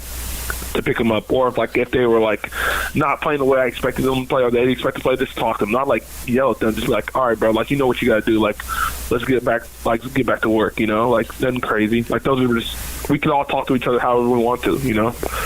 Can you try to explain, and I've said this before, we've all said it, it's been said by many people, written by many people, everyone has camaraderie, chemistry with a team. Not every team is always meshed well. You see teams that might just not fit. But this one here, and it's part of what Scott Drew and his staff have built, the culture at Baylor in men's basketball. Nobody can get too high and nobody can get too low. That doesn't always work that way, but this seems to be a special chemistry. Doesn't mean they're going to win much when March, well, we're in March. It doesn't ensure that, but it sure can contribute to that. Can you try to explain how close this team really is? Like I said, like I was a walk-on and I was a leader last year, you know. So like everybody could talk to anybody, like no matter what. Like Jackson, Moffitt, Mark Patterson could talk to anybody. Like nobody has like that I'm better than you complex. Like everybody respects everybody's opinions. Everybody wants to get better. Like even the coaches will the players will talk to the coaches like about stuff they want to do in the game during film. Like everybody's like locked into each other. Like everybody's really like close. You can't really, there's not really anybody who's like jealous of anybody. We have like everybody is really close actually. Like we all joke around after the game. We were all joking around on the bus. Like the whole bus is like laughing together. And like you don't really get that on many teams. Like I've been on other teams at Baylor on the football and basketball team. Like it wasn't always the same. So I know that Jared and Maceo had decisions to make, and I always thought that, you know, my opinion, I thought that one of the two might end up going into the NBA, even though both of them could have. You're very close to both, but you're really close to Maceo. How many times did he pick your brain and vice versa on his decision? Like once or twice. Like I told him straight up his options. I told him like he could. I told him he can grad transfer. I told him, I was one of the things I told him. I said, you could grad transfer if you really want to. At the end of the day, that's my friend. Like, whatever decision he could have made, I would have been happy with. Like, obviously, I'm happy he would have came back here. I told him, like, it's your decision. Like, I'm not going to force you to go anywhere. Like, you're going to do what you think is right. Like, I told him that if you go to the tournament, like, if you come back, and you come to the tournament, your draft stock can go way up, like Dante Chizo. Like, that's the big thing about the NBA. Like, you just need one chance. That's what I told him. So I don't know if you want to come back here, go on the grad transfer, or go to NBA, or go overseas. But, like, at the end of the day, that if you come to the tournament, your chance is going to go up no matter where you go. So I think that took into account. That's one of the reasons why he came to Baylor in the first place. So I think that kind of thought process made him want to come back. But he's a mature person at the end of the day. Like, he's been through a lot, like, in his whole basketball career. So I'm sure that he had a lot of people. He was picking a lot of people's brains, and like he made the right decision in my opinion. But right, hopefully that pays out in the long run. You came to Baylor out of Gorman High School, Bishop Gorman High School out of Las Vegas, which is one of the elite schools in the country. You won 5 state titles in basketball, football, whatever. DeMarco Murray is from that school, among some others that you would know all of them. You kind of have championship blood in you, don't you? Yeah, something like that. Like you said, 5 state championships. I really should have had 6, but I lost my freshman year in basketball. But it's hard. It's hard dealing with success. And last year, I've been on teams at Gorman where like we were just super talented, and then we had to find a way. Like we were like full of ourselves. And then my senior year, we probably weren't the most talented team, but like we were just so like it's kind of like this team. Like people will look at us and we're like, oh, we're not that talented, but we were like the best team I've been at Gorman. Like my senior year, we were just all like close. We probably had the best chemistry of all the years I was at Gorman, and that's what I see in this year's team. Like just a very like close knit group, like overcomes a lot of like struggles and stuff like that. And I'm just happy I'm here for the ride. Honestly, like I've been blessed to be on this team. Honestly, you played football at Baylor, and then you transferred into the basketball program. What was that decision like, and kind of what was the give and take on that? Actually, it's funny, but I wanted to walk on for basketball, but they said that on spots. Like it was obviously hard. Like it's hard to like be a walk on in any sport. Like a lot of things have to go right. So I walked in. I actually heard from the football team while I was moving on campus, and that was like that's probably the best decision walking on the football team. Like I still talk to a lot of those guys. Like, that was, like, a great experience. Like, I don't think I'd be able to, like, I would have stayed at Baylor if it wasn't for the football team. Like, I probably would have transferred back home, like a lot of those guys. Even through all the ups and downs of turmoil, like 3 different coaches in 3 years, it was still a great experience. But, like, basically, like, so my last year was Rule's first year. Yep. We were 111. And then basketball team had 7 healthy players, and so they called the basketball team to see if they had any players. I said, I'll practice. I don't even care about. I didn't even know I was gonna be on the team at this point. I just wanted to practice. Like, I like playing basketball. Everybody on the football team who knew me knew I liked playing basketball, and so I'm practicing, just playing hard, trying to get the guys ready. Out of nowhere, Coach Drew comes up to me and he's like, "You're suiting up." I said, "What?"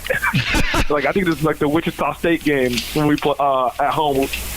The first Wichita State game at home, where Landry Shamrock was on the team. He's like, "You're suiting up." I said, "Oh, like, I was not even expecting this. I was like expecting just to be a practice player. You guys call me whenever you guys practice." And I've just been blessed ever since. And then that spring, I talked to Coach Rule.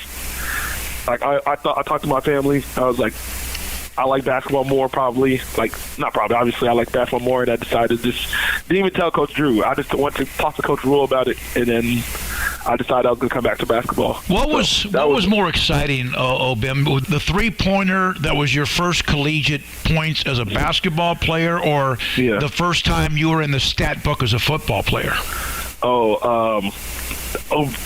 I think it was like my heart was racing when I got that first kick return against Kansas State. So, like, that was more exciting for me personally. Like, basketball, you can score points whenever. Like, I actually got to play in a couple of games in basketball. Like, being on the football team, like, traveling for the first time, and like seeing that ball in the air. Oh my God, my heart was racing like the whole time. Like, I was so playing time. I wanted to move. Potentially, I wanted to go with my brother and play at Hawaii, but Mom's like, you can just like going to Baylor. It's a great school. Like, you can get your master's from here, like, and all that. And like, she was just telling me, like, the school part's most important. Like, you're already here with the coaches. Everybody knows you. You might as well just stick it out with them and like just graduate from a great school. You don't want to go to like a bad school and get a master's. So she was more about the school thing. Like, she was the one who told me to apply like to Harvard and stuff like that. Just because I was like, I don't really want to go to Harvard, but she was the one who like pushed that agenda for me. You know, as a walk-on, that means you're paying for your education. Your mom and dad obviously doing well. Did that take some of the pressure off making the decision where you could go? No, I mean, I always knew, like, I always wanted to, like, go to a place where I could get a scholarship. Like, that's a lot of, like, people don't understand, like, walk-ons, like, that's, like, their dream, like, to get a scholarship. But, like, my mom, like, I even told my mom, like, I just want to go to a place where I can get a scholarship. And she's like, you never know, like, what could happen at Baylor. And, like, I could have gotten a scholarship if I stayed at football. Like, I think, like, my boy Marcus Jones got a scholarship the next year. Like, me and him came in together. And, like, I was never, like I guess the scholarship kind of drove me, like, just to be, like, a great player. But, like, it never, like, my mom always reassured me, like, don't worry about it. Like, your school's paid for. And I'm obviously, a lot of kids don't get that kind of luxury. So I'm happy that they were able to, like, ease my mind about stuff like that, because a lot of kids like weren't able to keep playing because they didn't get a scholarship. You know, like, it's hard to maintain that lifestyle with playing a sport and paying for school. You know, so I appreciate all the support my mom and dad did for me. Jerome Tang told me, Obim Okeke, by the way, Baylor graduate assistant, former Baylor football and basketball player with us on SicEm365 Radio. Every player on the team from last year or any year you played or this year respects you, because every day you bring a smile, every day you bring energy, almost in a coach's mentality. What does that mean that everyone has that feeling or opinion of you? I mean, everybody wants to be respected. That's at least like every human, you know. So when I hear that, like, that makes me happy, you know. Like, I just go out there and I was go out there and practice. Like, even not being a star player, I never like moped about not being a star player, like, or not like playing a lot. Like, obviously, every human wants to, like, even if you're an athlete, you want to play. So, but if it didn't help the team, like, I was never gonna, like, everything was about the team, and I think everybody respected the fact that I sacrificed for the team, you know, like, at the end of the day. And like, they appreciated that I went out there and, like, gave my all every day in practice. Like, even if I didn't, like, the days I didn't give my all, like, everybody would call me out, like, "Oh, Ben, that's not you," like, all that. And I realized I had, like, really take a look at myself and be like, all right, like, I just got to be who I am all the time. Like, and that worked. So here's Davion Mitchell, who's, he's up for a lot of things. Great defensive player, a stopper. Yeah. Everyone calls it off night. His offensive game has gone up immensely, as you know. He has been fantastic at the end of that game with West Virginia. Critical shots and defensive stops. But how about you and Davion in practice when you closed out the games, when you guys were closing out practices, game-ending stops, before practice on Davion, and how you went back and forth with him? We still do it. If you ever go to practice, you'll see. So, I'll literally tell Coach Drew, if the clock's running down, he'll sometimes pause it. And no, I want Davion. We guard each other. I guard him every day before practice, practice starts. And every day before practice ends, we'll always try to see if I can get a stop on him or something like that. And that's just my boy. He's a competitor at the end of the day, he'll always be you can't guard me, and I always tell him I can guard him and all that. And we just competing against each other. But I think there's been times where we were the only ones in the gym during a break, and I didn't go home. There was one time especially I remember, and we just played one-on-one all day. And I'm not gonna lie, he is probably the hardest person I've ever guarded in my life. But in the fact that he can guard at such an elite level, and it doesn't even seem like he's trying, I think that's the craziest thing to me. He knows where you're going before you even put the ball down, and that's I've never seen a better defender than him in my life. Not even Javon Carter. Javon Carter was really good, but he's just a natural competitor, though. That's what makes him so great, And I think the switch this year, it's helped with him and Rem working out all the time. He wants to be in the gym all the time. It's ridiculous. And I think that's helped him make that switch this year. Obim Okeke with us on SicEm365 Radio. You're now in a role as kind of a coach, but you kind of had that kind of mentality, that emotion of when to kind of lift the team up or down or whatever. If it was too gloomy, you'd get them to laugh. If it was too kind of over the top, you could get them to kind of calm down and get humbled. What's it like, the mixture of now being a part of the staff, and yet you could still go play and compete with those guys physically? Sometimes it's weird, they'll still call me out and come guard me and stuff like that. But at the day, it's just having fun. Any profession you have, you want to just have fun with it. And so that's the biggest thing for me, having fun, learning new things, the nuances of coaching, scouting, and all that, while still being able to learn basketball with the guys I played with the last 2 years. That's it's not the dream job yet, but it's the best position I feel I can be in right now, and I'm happy with that, You've been a part of a media session or two on occasion when you were playing, and so many great stories about you. You kind of almost, in a way, you kind of represent who they are as a basketball program and who the players are and all that. So are they back down on the ground for tonight against Oklahoma State? Did they get a chance to kind of enjoy it? Do you think that took a burden off their shoulders to win that game, get that Big 12 championship, and now focus on just what is 1-0 every day? My boy Maceo, after the game, he was job's not finished. We are, the ultimate goal is to win the national championship. So I think they were asking a lot. They were really locked in yesterday, I think, during walkthrough. Obviously watching film, we watch film, trying to get better. Everybody's calling each other champ now. You can't talk to me without calling me champ. So I think that's a good feeling. But at the end of the day, we want to do two things. First, three things. First, we want to go 13-1. I feel if you go 13-1, no other team in the Big 12 can win 13 games. So nobody can say anything about the Big 12 championship. So I think that's the first goal they want to have moving forward. Then we want to get to we want to win the Big 12 tournament. We still want to win every game we play. We don't want to just go out there and just be all right, bro, we won the Big 12 conference championship. We want to get the season sweep. So that's a big goal for us too. Obviously get to the Final Four, but we don't want to just get to the Final Four. We want to win the Final Four. So winning the national championship, and that's the biggest goal. And I think that every coach, every player, every staff member understands that. So we're happy. And but I think there's a little different focus. We got honestly, we got more focused quickly than I thought we would, to be honest. Because the turnover, their game happened so quick. Now the game's on Thursday instead of usually play on Tuesday, play Saturday. So we probably would have celebrated a little bit more if we had a longer turnover. But I think the fact that the game's so close as we play today, I think that actually helped us. We're able to focus in quicker. You got to tune out the chatter as a team, a coach, program, whatever. But was there any chip on the shoulder, even though they were in the position and in control of their own destiny as far as winning the Big 12 title, about any of the chatter of the shutdown, the pause, you're scared to play somebody when you know you guys just could not physically play? Was any of that getting into the head in a way where they just kind of said, okay, chalk that up, we'll remember that. Oh, we don't want to play you? Okay, we'll chalk that up. Did any of that come into play? I really don't think so. Like, because we want to play anybody. Like, we were more mad that we couldn't finish our season 18. You know, like, because last year, like I told you before, we were 15-3 and still couldn't. Like, we didn't even get a tie.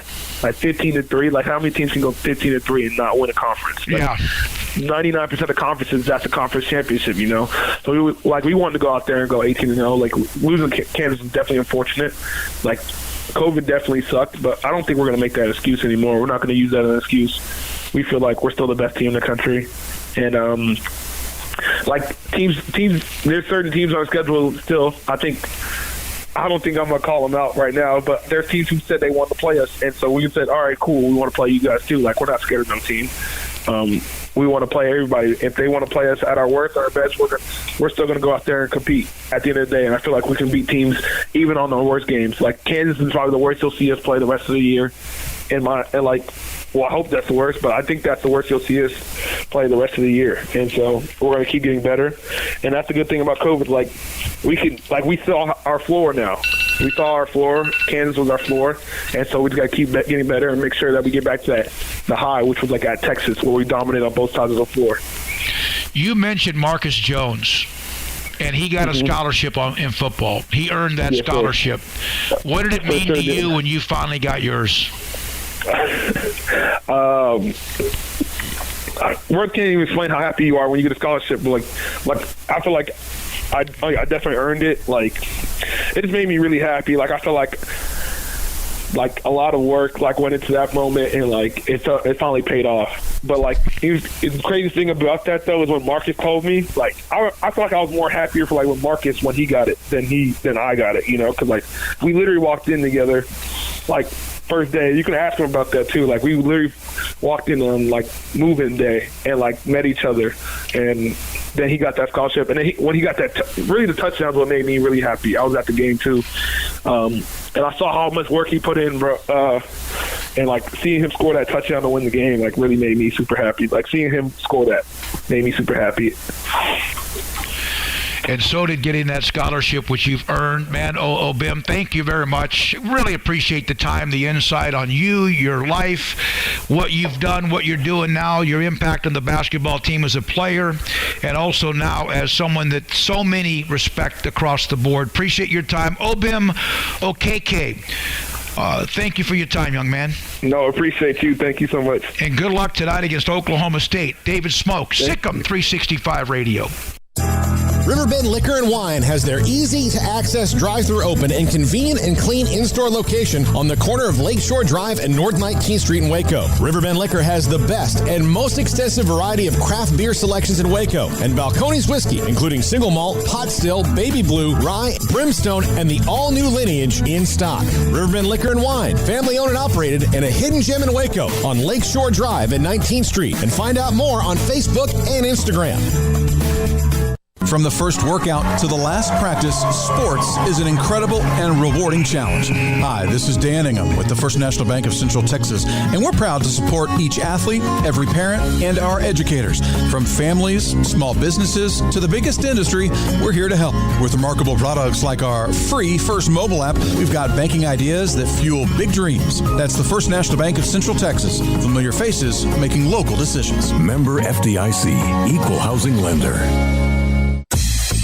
Southwest Sports Medicine and Orthopedics, the team physician of Baylor Athletics. Our doctors specialize in the diagnosis and treatment of any and all sports-related injuries. Celebrating over a decade of service in Central Texas, our doctors are equipped to handle a wide range of issues, whether it's your foot or ankle, orthopedic spine care, your hand or wrist, knee and shoulder pain, or if you're in need of our arthritis or total joint clinic. Come see us at the new Baylor Scott and White Ted and Sue Getterman Sports and Orthopedic Center. Trusted doctors at Baylor Trust, Southwest Sports Medicine and Orthopedics. Our goal is to get you back in the game.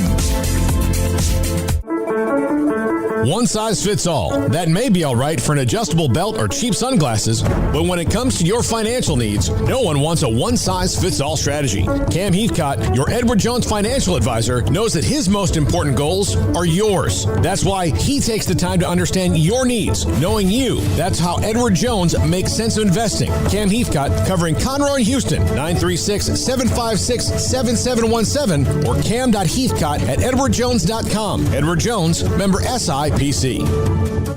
Boozers is the wedding ring store and more. If you're ready to get engaged or already married and want to upgrade your wife's ring for a special anniversary, Boozers is the place to go. With the largest selection of premier quality diamond engagement rings and wedding rings in Central Texas. They have 7 cases with over 300 styles of rings from top designers like Natalie Kay. Choose from yellow, white, or rose gold, plus beautiful top quality loose diamonds. With an in-house jewelry, they can also custom make anything you want. Bring in a picture or drawing and let Boozers create your one-of-a-kind pendant or ring. They can even use some of your old gold and diamond jewelry to create something new. At Boozers, you'll find a great selection of quality timepieces, and Boozers is the place for expert watch maintenance and repairs, too.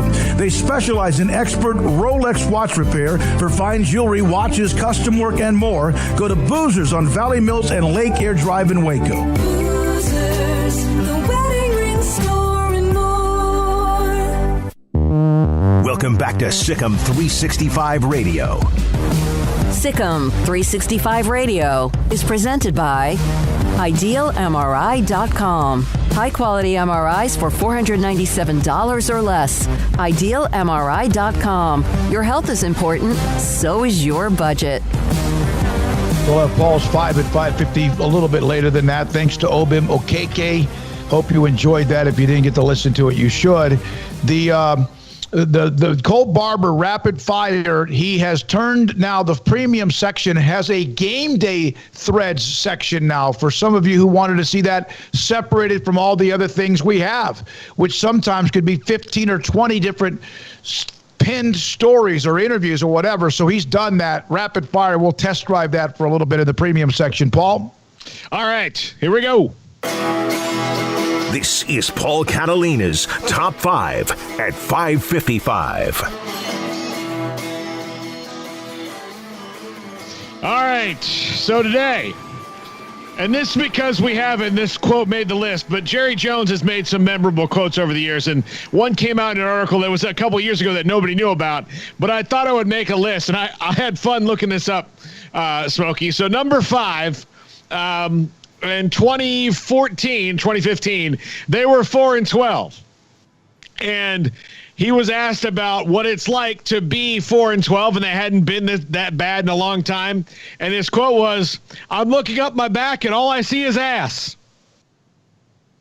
Which refers eventually to where else he goes. Yes. He is, but you know, the thing about him, he's going to give you a quote. And sometimes it's reckless, and sometimes it is just makes you spit giggle. Yeah. All right, number 4. This is the first day. This is the first real Jerry Jones quote. When they asked him how involved of an owner he was going to be, he said, "I'm going to be involved with everything from jocks to socks." Socks. Yep. I'll never forget that. Yeah. Okay. Yeah. Now this is his best quote ever, and I think he has. I think he has. Yeah. No, this one is his best one about a player, right here. This one was about Troy Aikman. He doesn't look good. He doesn't just look good coming out of the shower. He can play football too. Yeah, that was early, and don't you wish there would have been Twitter back then? That would have no. I wish there was never Twitter. Yeah, I know anymore. But okay. All right.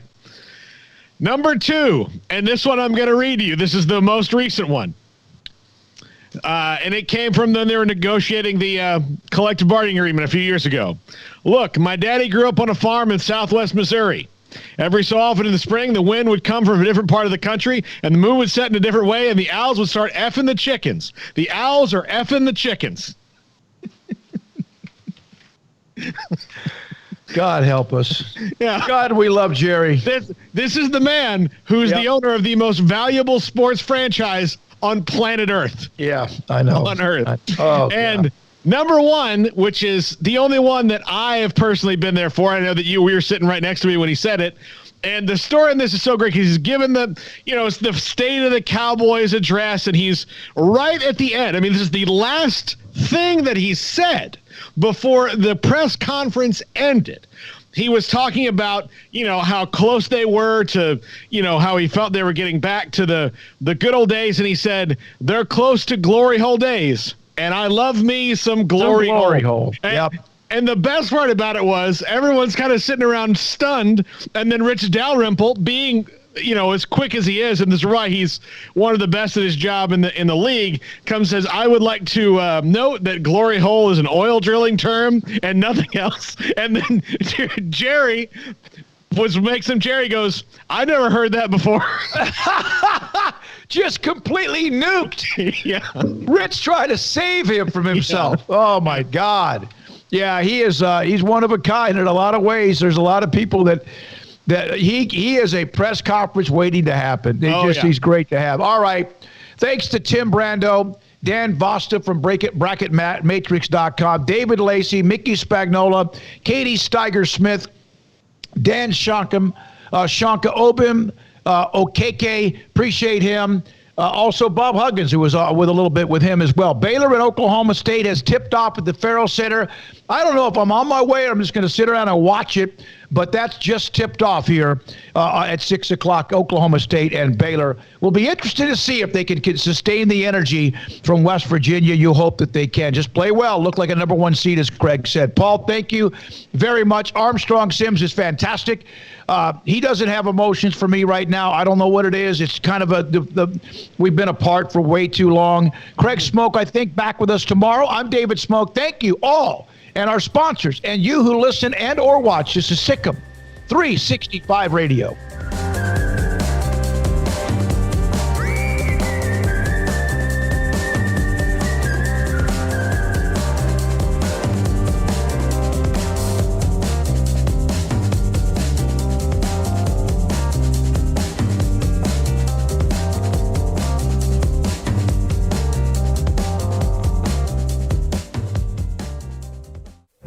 Stepping into the boots of a U.S. Army officer can add confidence and leadership skills to your son or daughter's career path. See all the things they can achieve in our boots at GoArmy.com. U.S. Army Waco Recruiting Company, 254-598-8131 or 254-776-1543.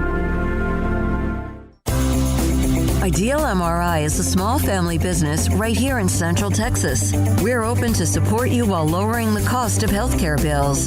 When you need an MRI, ask your doctor for an Ideal MRI. Visit us at idealmri.com or call us at 833-IDEAL-MRI.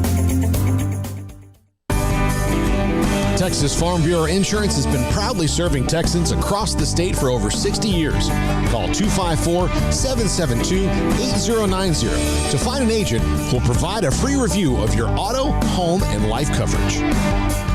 It's the President's Day event at Allen Samuels with deals on the 2020 Jeep Renegade Latitude with total values of $6,750 or 0% for 72 months plus $2,500 in combo cash. Shop AllenSamuelsDCJ.com. See dealer for details. All offers have credit requirements.